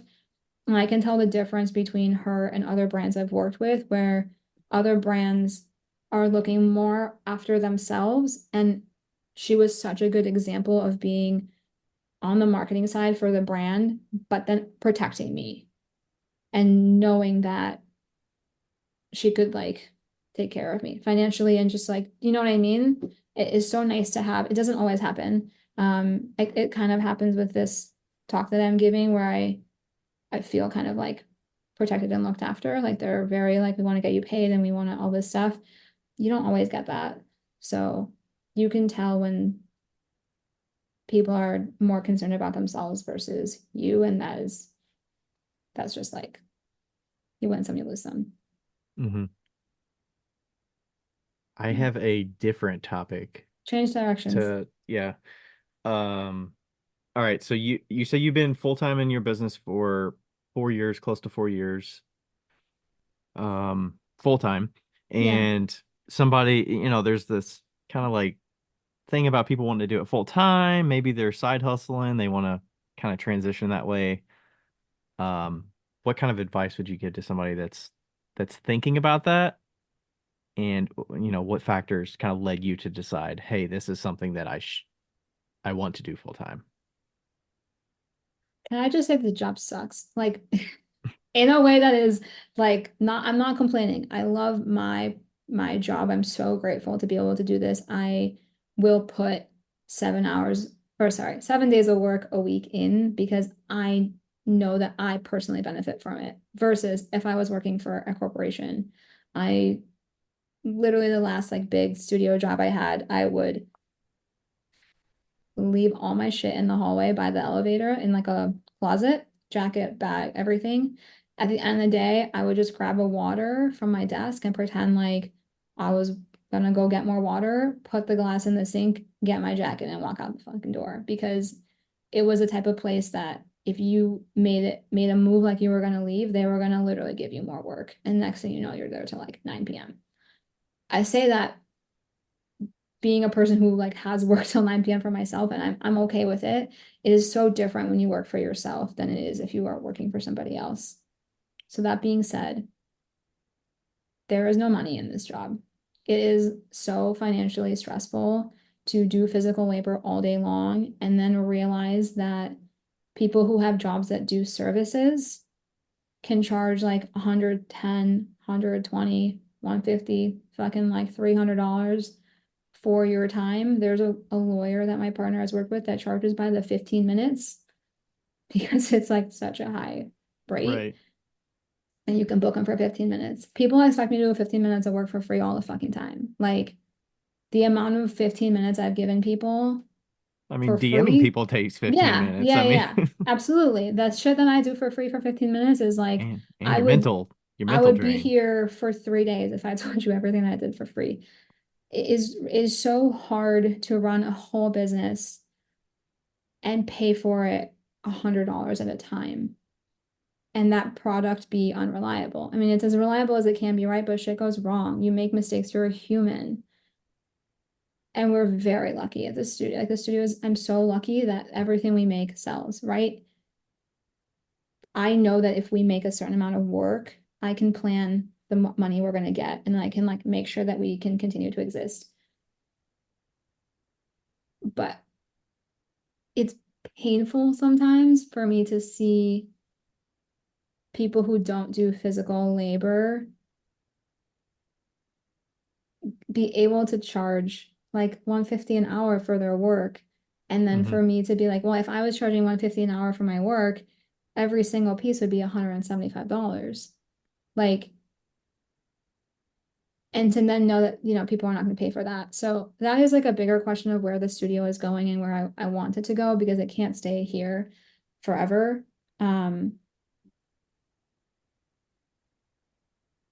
I actually forgot the question. I would What suspect did you that ask me? I would suspect that also you're like you being I didn't mention this earlier, but like you should be super proud that people are seeking you out for your knowledge to talk about the business side and talk about Totally. design because I suspect you could charge like $150 an hour That's to the talk whole thing. Exactly. where That's you it. diversify and doing some corporate workshop or doing a Yep. retreat or whatever at Haystack, like you're Offsite, yeah. teaching your knowledge. You're like your knowledge is worth that to whoever's learning from you. It's like the only time that I can charge that like $100 or more an hour rate is when I'm doing a service. But because I'm making a physical object that has a cultural ceiling when it comes to like cost, it's just really hard financially. And so I remember the question full time. It was up here, it was just floating with all the other Yeah. like What advice would you give ADHD to stuff. someone who's Yeah. selling currently and they I want to do it full time? I would preface with all that. It is exhausting. It is so stressful. You will never feel super comfortable financially, and you might be happier, and that might be a good enough trade. And so that is on you to decide what is worth it for you. That being said, I would not walk away from any sort of reliable income until you are so far from meeting demand that you could keep yourself busy 6 days a week. Fucking preach. You should be, when you leave your job, you should be able to be overworked with how much demand you have. Because there's no bi-weekly paycheck in your future, honey. Like, we get paid sometimes. If I didn't do all the corporate stuff, if I didn't do teaching, if I didn't do like office, like corporate workshops, if I didn't do lectures, if I didn't do it, we would get 5 paychecks a year, maybe 4. And Because so of your you have drops, to, your updates. yeah, because it takes like 2 months to build up enough work that is worth stopping the studio to do marketing, to do shipping, to do all of that. Right? Like that's a completely different way to work. And so if you run out of money, there's no like show up to work and just do your job and phone it in for like 4 hours and just suck it up and then get the work done.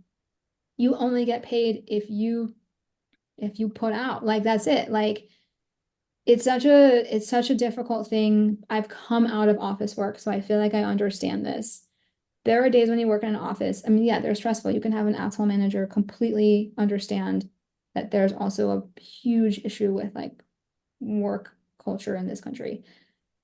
But there's a day that you don't feel that good. You can phone it in. There's a day that you just want to like sit and, get your work done. You can do that.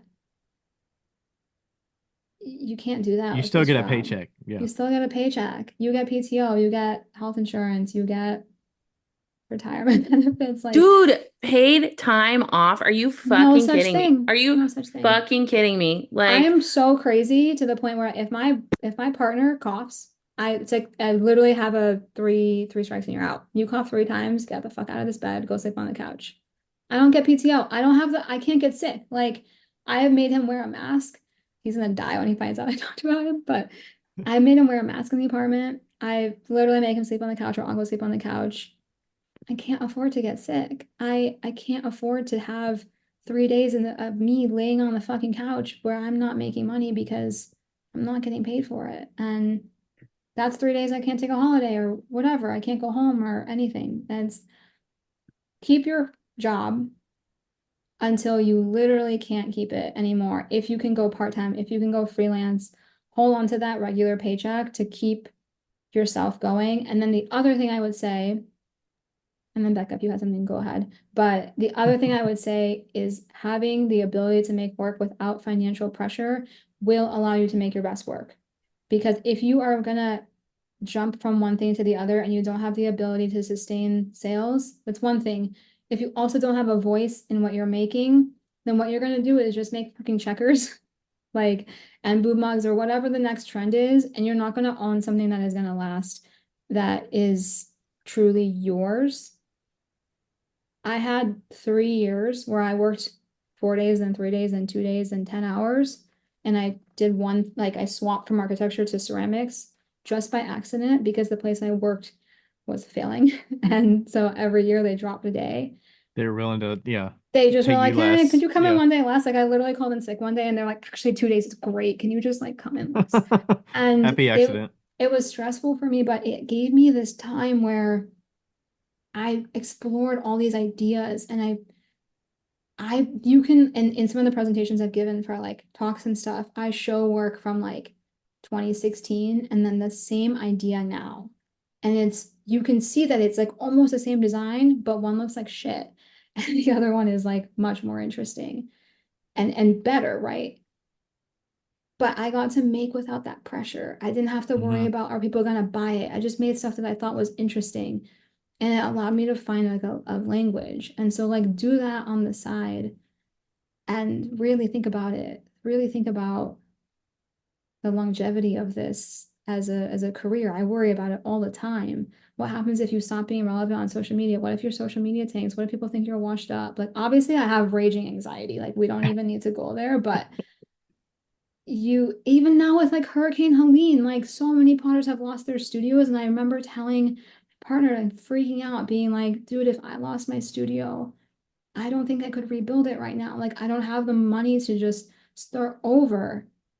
And that you don't have the ability to work if you don't have a space. It's not like I can go work in a cave on a laptop with Wi-Fi.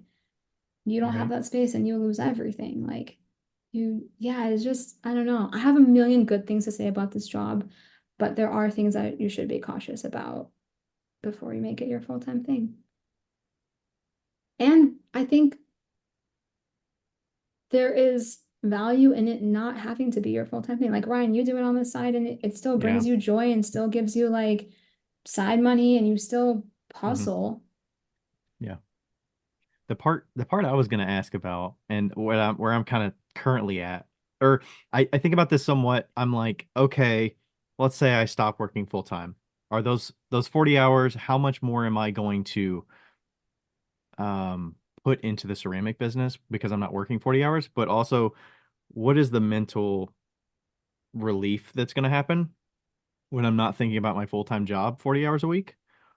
Am I going to truly be able to produce better or more work than I do today? Because there's not, like, now I have to figure out the hours that I have to allocate to pottery.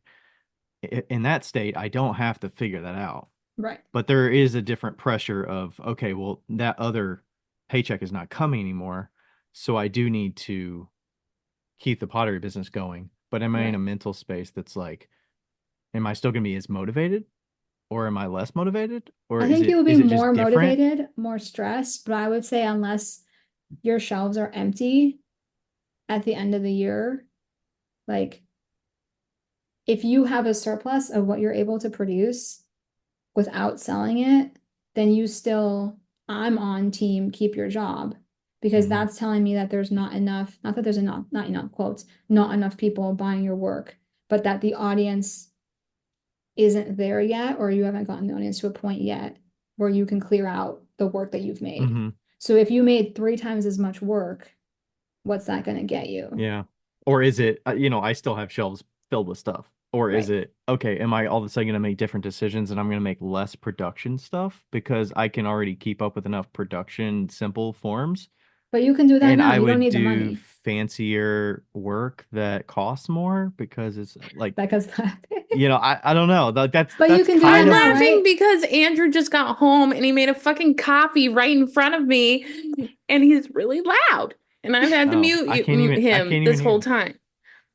Yeah, Um, so that's one thing I'm I kind of think you can thinking do that of. now. I think you could take that time now because you don't, if you have work on the shelves and you're taken care of in terms of like shows and all that, you could take that time now and make that stuff that you want to try or play or whatever, if Hmm. that's what makes you happy now. There's still demand for certain things, so I still feel like I have to hustle to get certain But forms you don't need the money, ready for honey. the shows. Because Right, I'm that's the like, thing. okay, I'm not gonna like all Yeah. of a sudden go from 20 shows to 30 shows a year. Like that's not But reasonable. also I think that something else like in your case, you're a little bit of like a unicorn, as we all know.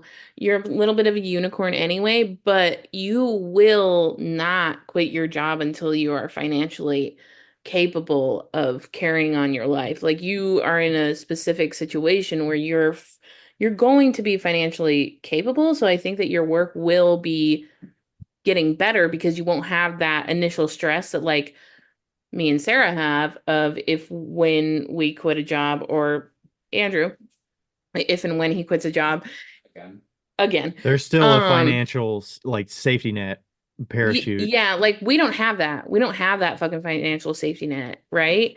Like, and you do because you've planned and you're great at money management and you're great at all that type of stuff.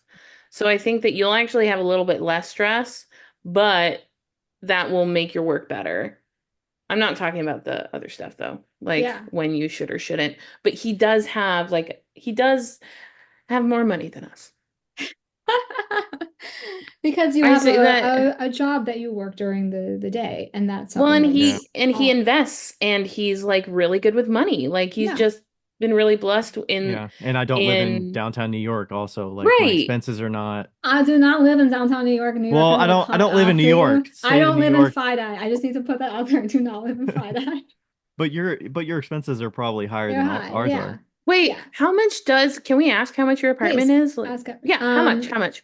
We'll just break down. I'll just break down all the studio stuff too. Yeah. Studio is 1175 with electricity. So electricity is flat rate, which Okay. has been like it's why I'm ball and chain to this studio space, even though I'm outgrowing it and all of that.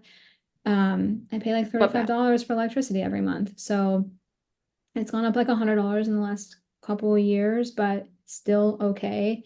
And then the apartment is, I think right now it's $29.50, and I pay like Oh my gosh. $1,300, and my partner pays the other half because he works from, this is his desk. He works from here, so he's not renting a studio and he gets to work from home. So the deal is kind of that he pays more than I do because I Wow. spend like 10 hours here a day. I mean, Just come home to that's sleep. great. And he gets to work from home. So Still it helps. $2,900. Oh, that's Wait, how so many cheap right bedrooms? now. How many bedrooms? One fucking bedroom, and I'm in it, Shut and this is the also the fuck office. up. Absolutely not. Oh my gosh. So yeah, this is why I like don't keep shit. Like get rid of everything. Right. New York's fucking expensive. New York is really expensive. It is a huge reason, like I think we've talked about this before, but like why stay in New York? The one thing that has made it, other than everyone I know is here and I enjoy it here, the thing that has made it worth it has been doing corporate workshops. So to be able to work with like Spotify, to be able to work with Etsy, to be able to work with pros, who else have I worked with this year? I don't know, there's like a whole You worked slew. with pros? Yeah. I actually like went out That's and like drove out to the beach and did a workshop in like the Rockaways on, they had an offsite, and they had me come out and do like a workshop in a hotel with like a pool and all this stuff. I It just had to was, yeah, Google it was what great. pros is. but okay, It's a but did It's they healthcare hair hair did care. they give Okay. you Hair some? Does figures. it actually work? No, I didn't get any. I just got paid to do the job. That's fucking bullshit. They did. I know it would have been great if they sent me home with freebies. That is a whole other thing. But I always feel like when you work with brands, they should hook you up. Yeah. Oh, But every time I ever loan money to people, this is different, but every don't time loan I money ever, to people. Don't be loaning money to people. What are you doing? hello, I make 30% interest, okay? Okay, I'm fine. fine. Every You're a time, shark. Yeah. yes. No, I mean, like, I have done a lot of small business loans because a lot of my friends are small businesses, and a lot of the loans that I've done have been a higher interest, but usually those businesses are food businesses. So I always add into the loan documents that I get free food. And so the majority of the time that I was in Washington, not only did I get free cake, I got free salads and I got free pizza. I didn't have to I didn't have to pay for any food. I mean, that's amazing. I would say if you are working with brands too, specify those types of things, because I have expected to get really hooked up when I've worked with people and then they send you like three of something and you're like, wait, I thought you were gonna like treat me good. And then they kind Yeah. of don't. So Yeah. yeah. Like Owala. You know, I have a friend that like Owala filmed in their studio. They brought them plastic water bottles. What the actual fuck? Give them the real shit. I agree. I totally agree. I totally agree. I don't know what question led us here. Well, you're talking about I don't expenses. either. Your apartment. Oh, expenses. We Okay, had sorry, to sorry, recoil sorry. at the 2,900, and There then is like one brain cell up here and it is doing all the work. It's doing great. So yeah, so that's that. These corporate workshops have really helped. So I basically go in, and I'm I'm struggling to say this in the right way. I don't think I do anything particularly special. I think a different person could do this workshop and it would be similar. Part of, I think, what separates me is I'm super organized. And so when I get there, it looks cute. Like I set it up so that it looks nice. All the tools match, everything matches, it's labeled and blah, blah, blah. And then the Instagram presence, because it's people who work at these offices who are like, hey, we have a budget for team building. Let's bring Sarah in to do Spotify. and or let's bring Sarah into whatever. And I've been to the same offices multiple Duolingo. Like I've been there multiple times because then they tell other people that they work with, like, hey, we did this workshop with like not work related. And the first thing people are gonna fucking do is look at your Instagram and then be like, oh, that's super cool. It does not matter. When I go to these workshops, like, I mean, I work my butt off for these workshops, like they're exhausting, but I can charge a per person rate and I can like help pay the rent in the studio in a month that we don't have a drop. Or in like this case, we haven't really touched on this, but we haven't done a sale since May because I've been either gone or teaching or working on someone else's projects or like doing college talks or just being crazy. And doing these corporate workshops has like fucking saved the studio. So like huge thank you if anyone's listening that has actually like brought me in.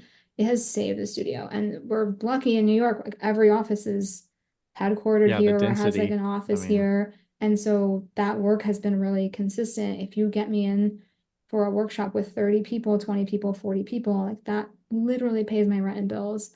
And it's a low stress thing, like in the sense that it's not as stressful and as tedious as my personal work. It's still a lot of physical labor, but it is also labor I can share with the assistants. So they can prep the clay and they can, too, so yeah, you don't have to market it and sell it. No, I have struggled with marketing it because it's not something that appeals to everyone. It basically only applies to tech companies in New York City, and therefore it's not the best content. And there have been a couple instances where because of company policy, I'm like not allowed to film.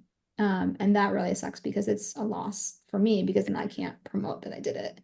And could you just like hide things at like just random locations in New York? Like and be like, hey, did you want to do a workshop? Here's my I need card. to figure out, I love the guerrilla marketing. I need to figure out a good way to market this thing. Yeah, so if you come up with ideas, let me know. No, I really think you just need to do it in the bathroom, just like every time you go to Spotify or whatever, go like hit up every single level of Do you know how secure the building that Spotify is in? Yeah, you probably have to There is no way they are letting me walk around the other levels. with a chaperone. I will say the elevator goes so fast and is so high that your ears pop. It is wild. You're in 70 floors is like that. And then you go out and it's like you get to see like you actually see Statue of Liberty is just like floating right next to the building. It's wild. They are not letting my ass walk around the floors. Okay, but like, you can figure something out, right? Like, I mean, it just sounds like a page on your website that says there is a page on the website. Yeah. That's all there. And there's a form and there's all this info and pictures and all this stuff.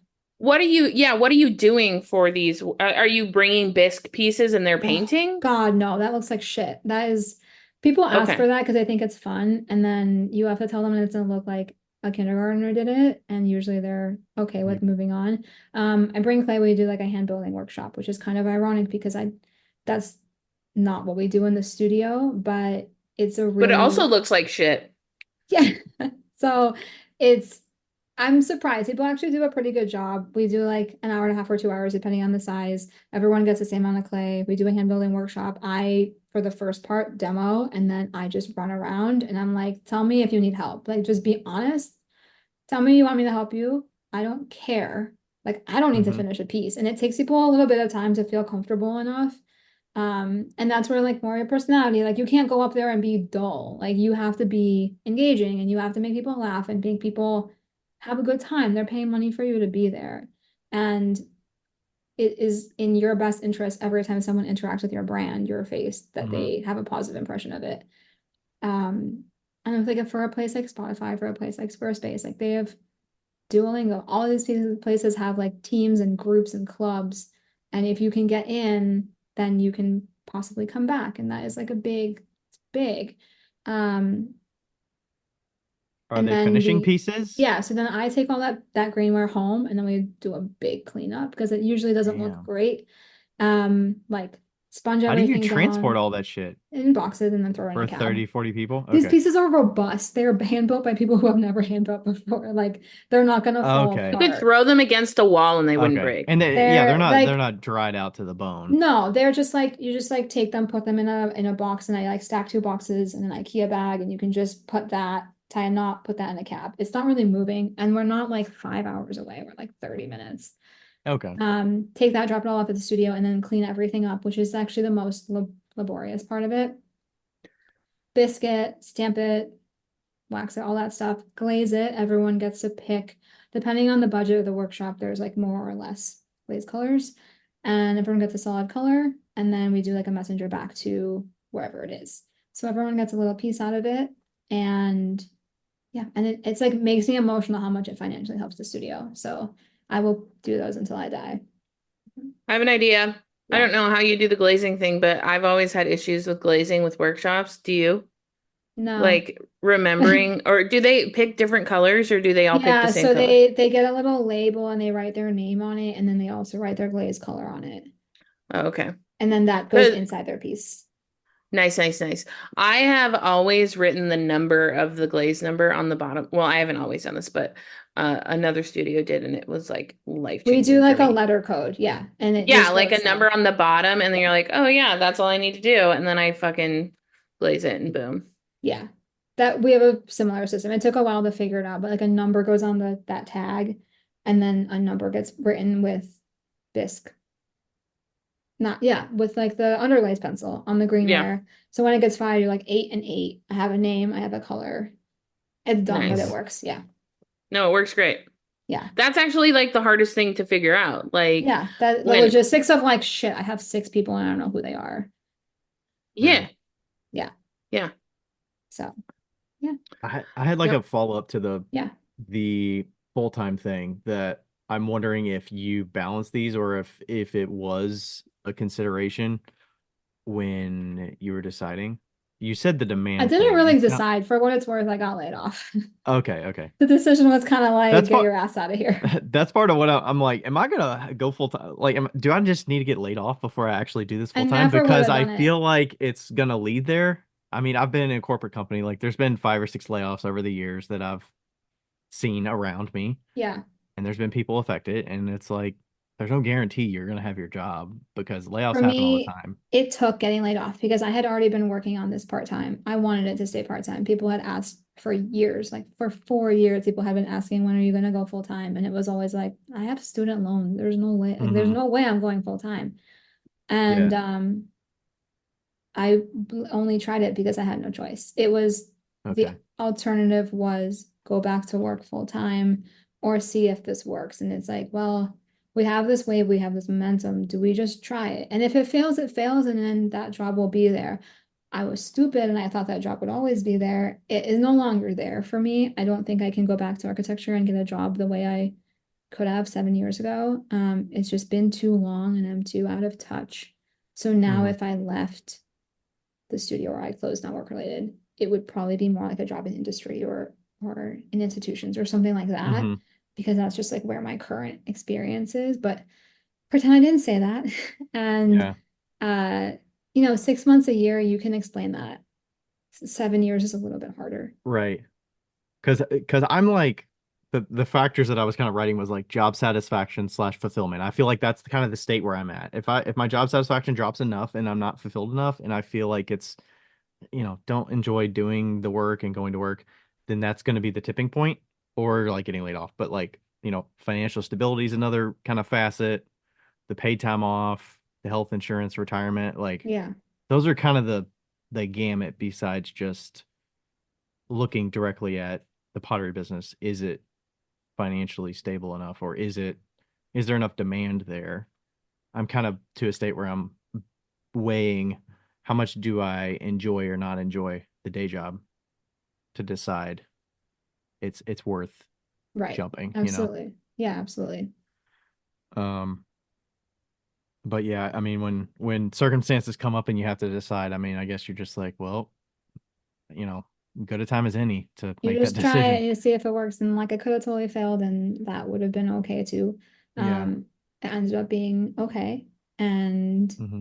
the studio is a thing that I never could have. If you had asked me then like what it would be, this would have been like I would have been so happy. And I think that's something that when I get grumpy about stuff, which like I do, it's normal. Um, think back about like the progress that I've made year over year, even stuff like I don't really believe in like manifesting or vision boards or any of that. It's fine if you do. I do think like there's goals and things like that and that you can work towards. And speaking more and doing more lecturing and talking, and that was like a big thing that I wanted after I did Squarespace a year and a half ago. Like I did that. I went and I did a visiting artist lecture at a university, and I was like, I want to do more of this. Like I enjoy this, and it's something that is going to give me something to put on my CV, and I can build that over time. And it's absolutely crazy because I got to do a haystack and I taught soda firing workshop, and then I'm gonna get to go do this offsite like artist talk, and I have 3 things scheduled for next year for talks. And I like went to a college here and did a talk in like a design crits for an industrial design program, and it's really small stuff and a lot of it doesn't pay super well, but there are like little moments where I'm like really proud of myself because it's different than what I expected. I thought we would make pottery, you know? Because you could just pass on those things and you could just focus on the studio stuff. Yeah. I care about the work first and foremost, and I want to make sure that people know me for my work, not doing these lectures or whatever. But it's nice to balance it as It's well as nice to for balance it. And it's like really your special when well-being. someone's like, will you come talk to like 150 people about creativity and process? And it's like, fucking me?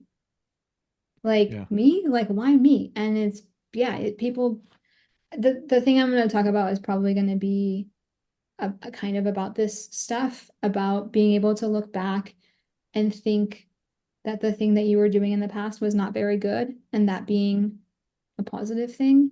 Because if you look back and you're like, man, 3 years ago I was fucking great and now I suck, that's worse. You want to look back and be like, 3 years ago that stuff was kind of shit, man. Because that means that now you're better.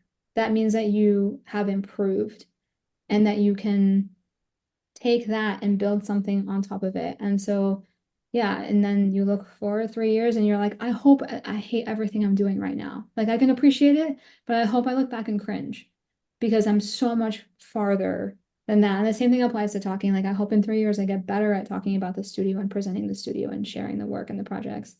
And I hope I get better at leading workshops. Like, and I look back and be like, damn, what were you doing? Because it means I Yeah. got better, right? It means you improved, and you have to accept that wherever you are is a work in progress. And if it's Right. not a work in progress in your final form, then like where are you going? Yeah, I definitely get a perspective on that with like doing the podcast, for instance. Yeah. The interviews over time have changed, and just the discussion and the filler words and all that stuff. And that's recorded, so I could go back and actually see it besides Yeah. scrolling through an Instagram feed. Oh my Yeah. God. We're so much better at talking now. And it's like you could just go and I don't really have to ask anything. It's like we're hitting all the points. Yeah, yeah. But I think that the thing that you had mentioned you wanted to talk about, I'll let you ask it, but if you still want to ask it, the like future plans. I feel like it's a perfect segue, yeah, so I that might as that's well what I hit was gonna it. ask. Yeah, it's a perfect You're segue. evolving now. You've got the perspective of the last 4 years. Where you going next year? You talked a little bit about some of the opportunities next year, and then what do you think? Let's say 3 years. Some people say 5 years. 10, like I Yeah, feel like that's too far out, but future, it's abstract. yeah, Um, this is controversial, but I don't want to be cup girl. I don't want to be doing drinkware. I will still do drinkware. It's fine. It's been a really good entry point into home goods and ceramics and tableware and all that. I will continue to do it, but there is a price ceiling to what $120 for a mug. Beyond that, there are people who are selling $240 mugs, but But we laugh at them. at that point, I'd rather just make something bigger and have it be more of an object or even if it's functional, than put all the effort into something that's like this size. And I think for me to continue to be interested in what I'm doing, we need new shapes in the studio. We need like lighting. We need more home decor, whether that's objects or like functional stuff, because also we need the price point. We need to be able to Mhm. make stuff. I want to make something that takes me 4 hours. But right Mhm. now I can't do it on a mug. I can't do it on a cup because no one should spend that much money on like something that they can, pick up and drop on a moment's notice. But I feel a little trapped in the drinkware. I mean, we make more than drinkware, but we make vases and bowls Mhm. and stuff too, and planters, but a little bit trapped when it comes to the price point on things, and my ability to like make the coolest shit that I can is limited by the price point of what people can pay for that thing. So a big thing that I need to push into, and now is the worst time in the world to do it, but push into some other things for the studio, and then also push heavier into design stuff like textiles. So we're gonna launch towels, hand towels, like studio towels next week with when I do a proper sale, and it'll be a test. Who knows how I'm gonna make like content that hopefully like really promotes them well, make pieces that are kind of matching them as a way to like launch it. But Mhm. the ability to make products that I don't physically make by hand is also something that's in the back of my head, and not just as merch, but as design stuff. So if the hand towels go well, then we can do like a beach towel, or we can do like bedding, or we can do stuff like that. And that moves the studio a little bit more into design studio and a little bit less pottery studio. I think I'll always be making ceramics, but financially it's not enough. Like Uh-huh. it's just not enough, and I'm dying. Like, I mean, Mhm. we're all dying, but I'm so exhausted. I'm so overworked and stressed, and it would help us so much to have a little bit more variety and to have products on the website that you can buy intermittently or like when you want versus only for an hour every year. Mhm. And so who knows? But those are, Just wait until you figure out like how light they are and how cheap they are to ship. yeah, they're that big thing right now is I need to figure out how they ship with a piece, because I did a little close friends thing, like if you wanted towels, and then I could test what size like things they're gonna go in and figure out all that pricing. But I need to figure out what happens if someone orders like 2 mugs and a towel, Mhm. or Use orders like, that towel in the middle of the I mugs. know that's the thing that I'm just like, I need to figure out how this works. Yeah, what box But sizes do you need? box Because I'm sizes and sure you're just stuff very like that. set and you know exactly what you need right The now. box sizes are super standardized for the studio. Yeah, very much so. But yeah, I think that's kind of, I want to do You also don't have a warehouse space, so you have to oh be shit. limited and controlled on like, okay, can I ship this any day of the week? Do I want to ship it any day of the week? That's a huge thing to think about, because part of the reason we do sales after 2 months of work is so that we ship for 2.5, 3 days, and then we're done with it. And we put all the boxes away, or we use them all. And we go through like 6 or 7 bags of peanuts. Like, where am I going to keep that? Hmm. Obviously, the towels don't need peanuts, and they can probably go in a baggie. So that is like whatever. Anyway, that's kind of where the studio is going. I really would like to do lighting. I really would like to do some work that I don't have to worry about how much time I'm spending on it, Uh-huh. and it can just be cool. And that's on me to then create the market for that, right? It's one thing to be like, I Right. want to make $400 vases or Yeah. lighting or whatever, but I need to create the marketing for that, and that means content. And so it My really is my comes back. thoughts when you were going through something that takes less of your time, I I immediately thought, why can't there be a not work related collab with Underglaze Transfers? Why can't there be a not work related book that is about design focus? You've been doing all Yeah. these presentations. Why can that not go into a book? I think E-style underglaze book. transfers look like shit. So it's like I Someone don't just back know. me up verbally, I please. I mean for your Yes. aesthetic, Oh, Thank it's you. probably yes. not I detailed Thank enough you. agree. and I was like, perfect no one enough, can see your finger guns. but Oh. I don't know. Why or I why couldn't I don't know, do businesses buy screen print screens? Like, could they be a not work related screen that people are screen printing your designs onto, like, apparel, or I don't know.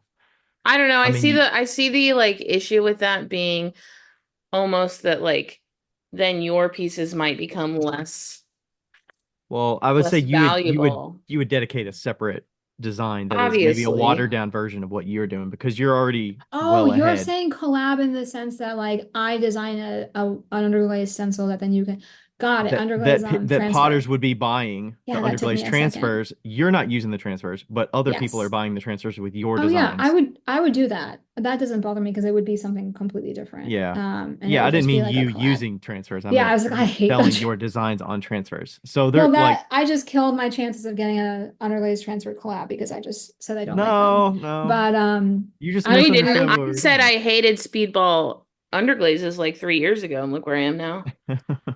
do you use them now? Yeah, Yeah, exclusively. Okay. yeah. Have I you figured out got does her to the Speedball. Daravan help with the texture? Have you Well, used what? new formulas or are you Yeah, have in you used the new older formulas or the formulas? old formulas? Well, I'm not using any right now. Okay, what are you But using I right have now? previously used the old formula, which was very gloopy. Yeah, Yes. it's less Okay, gloopy the now. new It's not formula like an is, yeah. I would say it's thicker than Amico, thinner than Mako. Okay. So I don't know what are you using right now? Amico? Some Amico, but a lot of the stuff we make is custom. Oh, Like okay, great. almost all of it. So I really like the paintability of the new formula, the texture of it after it's fired. It really depends on the clay that you're using. Um, they flash a lot less than like an Amico red is like straight Okay. shine. Yeah. That is taken care of because the old formula, like their amethyst, was straight shine. It was basically a Like glaze. a fluxed, yeah. Yeah, like straight, yeah. And but that doesn't happen anymore. I use them all the time exclusively for earrings and for my cups, but on the top of that, I am also sanding them. Okay. So, but I still think that like most people wouldn't have an issue with the texture of if you didn't sand them, you know? Mhm. Uh yeah, I don't mind it. I mean, like it's no different. I would say that Makos are a smidge smoother, but also with the speedballs, if you just rub them in while they're dry, that solves a lot of that. So, Okay. And yeah. I Interesting. know like Delvin Good, he does a lot of spraying, so he waters his down significantly with Yeah. Darvin or Darvan, how you say it, however you say it, and he sprays his. So I don't know if you spray it or paint it, but that's an option too that Yeah, some that's people gonna do. change too. Yeah. Well, I don't have the space for a spray gun, so it is still painted. Yeah. Yeah. Unfortunately. Yeah, I mean, I I think that the really like the redeeming quality, the well, I don't know if redeeming quality is the right word, but like the thing that I like the most is that their colors are extremely like Vibrant. pigmented Yeah. and they're vibrant. And so like you just know what you're gonna get, and I think that's the best part for me. I can deal with a little texture. I can figure that shit out, Yeah. like even if it is textured, but I don't think they're even that bad. Especially if you have a smooth clay body, you know? So yeah, yeah. Has that been difficult to go to a slipcast body versus the throne? No, it's Has pretty that much been the a same. challenge It with the has colors and affected everything? like we used to do more groggy clays, like for like a brown groggy clay, so you got some speckle through. And those when we do them, I have to throw them because they just don't cast well. Same. It didn't really have an issue with the grog settling or the manganese settling. It's just the clay is the slip is so sour Thick. cream textured. Yeah, it just comes out Yeah. like frosting and Yeah. it just eats the hairband. And then it's like gummy It and eats it your just, molds up too. It eats your yeah. molds up. So if I'm gonna put in like 15 pieces that are like a non-castable clay body, I'll just throw them. Same thing goes with, there's a really dark like iron rich clay body that I've used to use in a bunch of stuff and got the slip and it's like special order and all that. And then I hated the slip. It is visually different when it fires and it like bloats more and all these problems. So that has affected what the studio mostly uses, which is now just like a cone 6 white stoneware. And Yeah. any of that extra stuff is, I'll throw it if I have to. So it's good to still have those like throwing skills, but yeah. So it hasn't been a huge issue in terms of designs because it's kind of evolved with the studio, but has made it so that we don't produce as much stuff with grog. Have you considered like for at least the ones that are like one colored background and then the white on top, like is that something that you're using like slip instead of underglazes for, like a colored slip to cast on the outside and then just pour it out and then put the regular colored clay in? I am not Like a dealing Forest with Ceramic Co. not dealing with that. No, I don't. One is more expensive, and two, I don't want to deal with all the buckets of different that's fair. slip. And then it's just another thing. I can manage it with underglaze, and I think we're like pretty Yeah. good on A formula. little bottle of underglaze that's this big is, or probably not one, but you know, a No. bunch of bottles of underglaze this big versus a bunch of 3-gallon buckets. Yeah, of slip. it's just Yeah. it's messier. And then when you're like sponge, then you can smear, and then if you trim, then you're like going through it, and it's fine.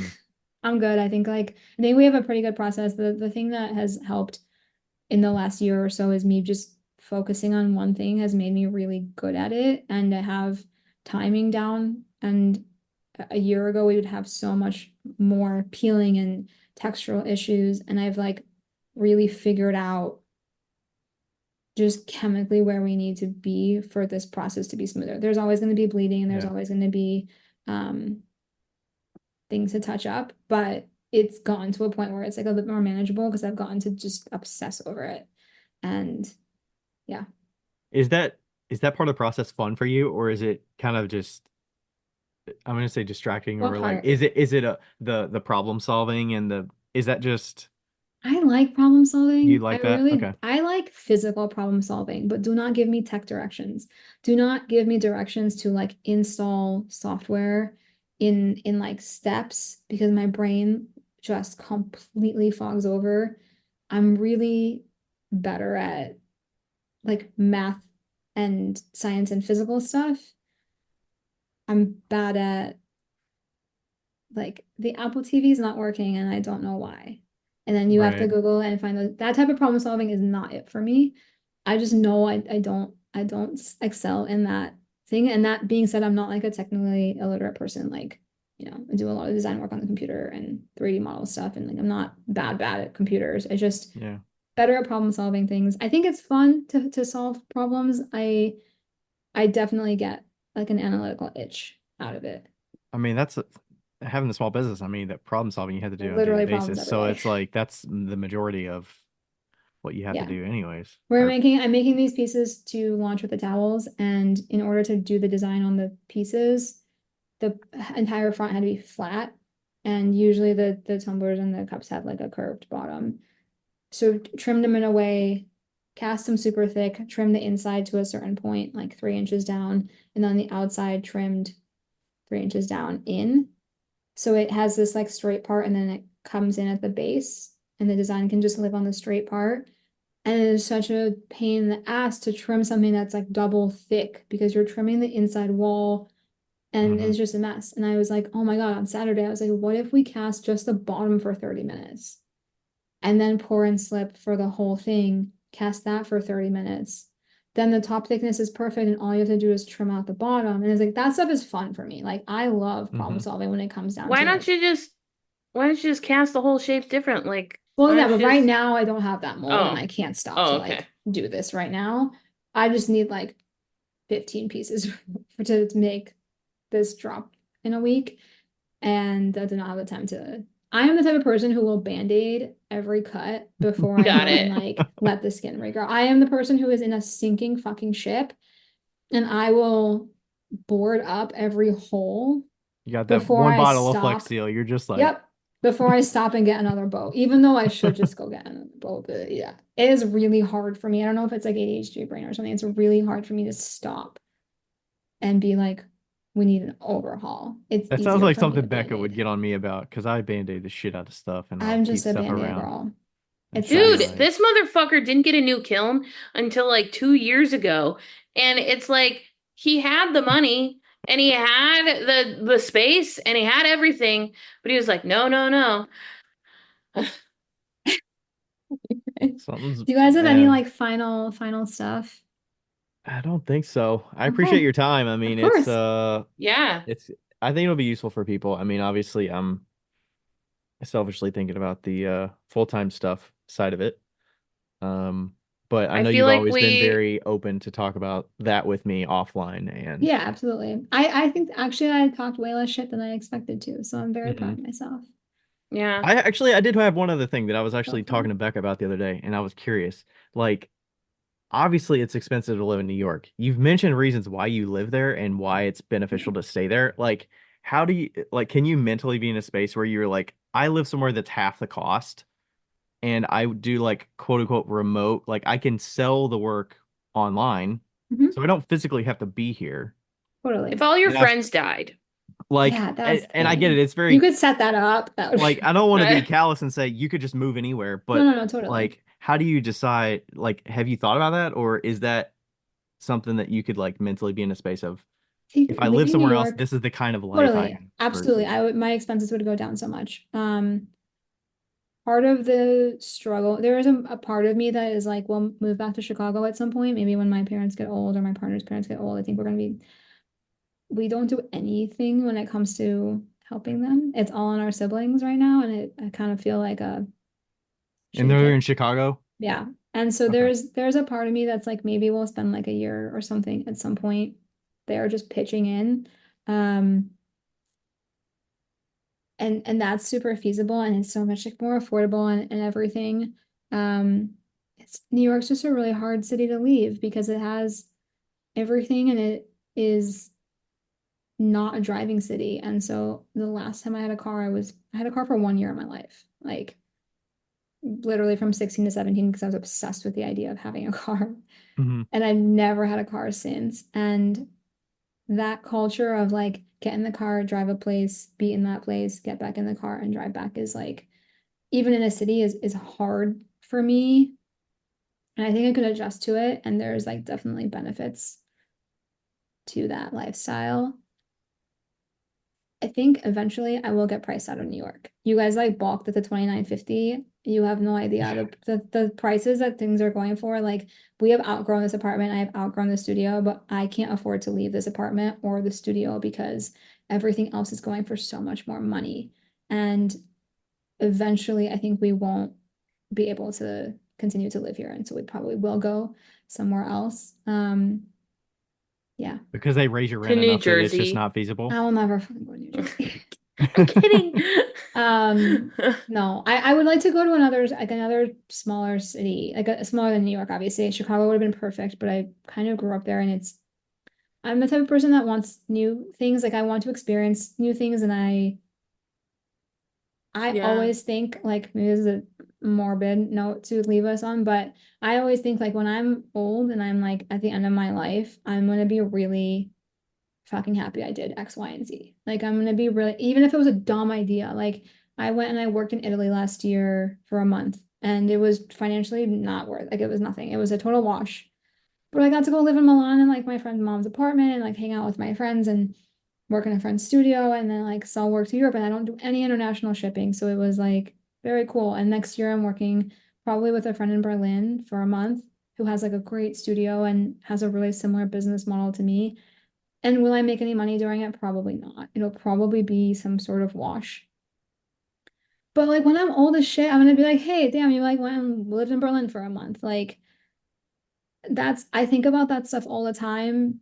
I want to, no, not to be corny, but like I want to see the world. I want to live in new places. And every time you live in a new place, you hate it for a little bit, and then you learn so much and you like grow from it. So I'm not opposed to leaving New York.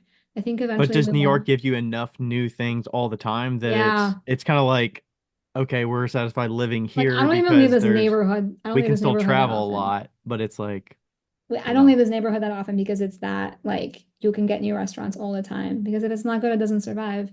Um, and yeah, the travel thing too. Like you said, direct flight is not far. I have not taken a connecting flight anywhere. in, I don't know, probably 13 years, because you can fly direct to Europe pretty much anywhere. And a lot of times I will choose to do like a Europe thing versus doing like a West Coast thing because it's about the same price and it's about the same flight time. That's true. And Yeah. yeah, and most places would like come through New York and then go somewhere else, but you're always already here. Not that that's enough reason to pay this much money. But I think it has made me a really aggressive person, more aggressive than the average person, which has been hard. I don't want to like keep this going for too long, but I take things more seriously than maybe the average person does when it comes to running this business or how I present myself or my social media or my attitude about things or my attitude in general. And it's just because it's hard to survive and I've had to make it serious when I don't want it to be necessarily all the time. But yeah, everything is just a bit more intense Right. and expensive and hard. And yeah, I'm very grateful and happy. Like I get to walk to the gym in the morning and we even talk about that stuff, but I get to walk to the gym in the morning, I get to like come back, I get to watch the studio, I get to like work with my friends in the studio and then I get to like come home and unfortunately do work on the couch, but it's like a good life and I love New York, but who knows? Yeah. I think you'd Yeah, like Boston. I don't know, I've never been. It's You probably nice. take a It's nice little very, train there, right? very Yeah, the train's compact. so expensive. It's so stupid. It's Like really expensive. train is a whole other thing. This country Wow. doesn't invest in its infrastructure. Yeah. No. We love riding on trains. That's the You know what? getting to Europe trains is fun. There's a train that goes from Linwood to the airport, Linwood in Washington to the airport. It's an hour and a half. And this whole time I've been like, are you going to pick me up at the airport or do I get to take the train? And they're like, no, no, no, I'll pick you up at the airport. And then I'm like trying to find somebody to take me to the airport. And I'm like, would you like to take me to the train or are you going to take me to the airport? And I'm like giving them every fucking opportunity to drive less so that I can take the train. Yeah. And Just they're say, like, I'm no, no, taking no. the train. Pick me up at the station. Yeah, I know. Yeah. I can't walk I can walk to the post office in 10 I minutes. see you walk into the post office. Yeah. Yeah. That's about, I mean, Becca might say 8 But minutes, there's something you know. so beautiful about being able to walk everywhere. Yeah. And we've done like pop-ups in the studio and stuff, and it's like big turnout. Like last time I did, I think it was a year ago, we did like a Christmas sale, and it was like we were done in an hour and a half. Like that's it. Wrap it That's all great. up, like be done with it. And it's there's opportunity here and it's amazing, but it's also, yeah, stressful and hard. And there are some places in this country where I'm like, I would have no friends. So that is like, Yeah, that's a balance, right? that's Everybody has hard. their own Like, I think there's a burden lot to of, figure out yeah, what's worth it, what's not, and yeah. what you need You'd and have what to you get a don't job need. at the corner store to make friends. Like you'd have to Yeah, get like like a be shitty out. job. Yeah. Or Yeah. like be a server or something, just like a Yeah, for new, like 2 months and then like find people and yeah. then go on with your life. Yeah. Exactly. Who knows? Yeah. Everyone will know if we move. I'm sure I'll be very public about it. Yeah. Yeah. Well, no pressure or anything. Yeah, I was just curious about that. I don't want to be like, hey, you should Cincinnati's move out. nice. Like, But Yeah, Cincinnati is really I'll let nice. Becca say that because I mean, I'm gonna be biased and say that, but Listen, it's nice. it's just a flight over. I I've know. been to Direct flight. I've been to almost every single state in this country, except for North Carolina, South Carolina now, and well, and the big ones are the ones that are not in the Alaska country. and Hawaii. Alaska and Hawaii. And if you ever wanted to ask me Okay. Yeah. about places, I got you. Okay. Because I haven't. I have not done that much US travel. For someone that like grew up here, I've not done Yeah. a lot of US travel and running around. Well, and like the It's a East Coast hard is very job to different. jump around. It's really It's really hard to like be like, oh, I'll just go work here for a bit, or I'll, you Yeah. have $10,000 of shit you need to bring with you. So Don't I know it? And then you're probably stressed about the time lost of not working and feel guilty about it. And yeah, so much guilt. Anyway, Yes. all right, this Sarah, was lovely. thanks for joining us. Appreciate Thank it. you. Everybody's gonna get a lot of value out of it. Where Yeah. can they find you? Instagram, website? Instagram at not work related with a little underscore at the bottom. There is one person who owns the not work related no underscore. Do they actually keep up with it, or It's a dead account. They're just holding on to it until Oh, some man. idiot like me I should have bought it like when I had 13 followers, because now there it's gonna be very obvious. Like even if I sent in like a sleeper Right. agent, yeah. So some loser has the handle without the underscore, but it's pretty obvious which one. I think mine shows up first anyway. Yeah. And then the website is shop.notworkrelated.com. And yeah, I don't know when this goes out, but it will probably be after the sale that's coming up. Yeah. Mm-hmm. You'll be out in a couple Cool. weeks. Yeah. So Thank you so much. you're Yeah, welcome. thanks, Sarah. We've It was nice talking. taken up 8 15-minute free times of your life. I think it's honestly not that much compared to what I've given for other people. You just end up doing everything and yeah, some of it you just don't get paid for. Yeah. That's right. I feel like it just depresses us if we had to think about every single minute we're spending in the business because, you know. Yeah. So, Fuck. anyway. I built an entire display today for free. All right. Okay, I'll talk to you guys soon. I'll see you on the internet. Yeah, thanks And everybody Ryan, for I'll see you in real listening. life. Yeah, I'll see you in a week. Yeah. Yeah, fuck you. Okay. Thanks everybody Okay, for bye, listening. We'll guys. catch you all next time. Bye. Bye. Hey everybody, thanks for listening to another episode of Wheel Talk. This podcast is made possible through the contributions of all of our listeners who always ask us great questions, leave us reviews, and contact with us through social media. Thanks to all the fellow makers as well who take time to be interviewed and share about their lives and businesses. And thank you to Ashley from Boldover Ceramics and Lindy from Lindy Garner Ceramics for their assistance on the Whale Talk Podcast Instagram. You are invaluable. Thank you to everybody.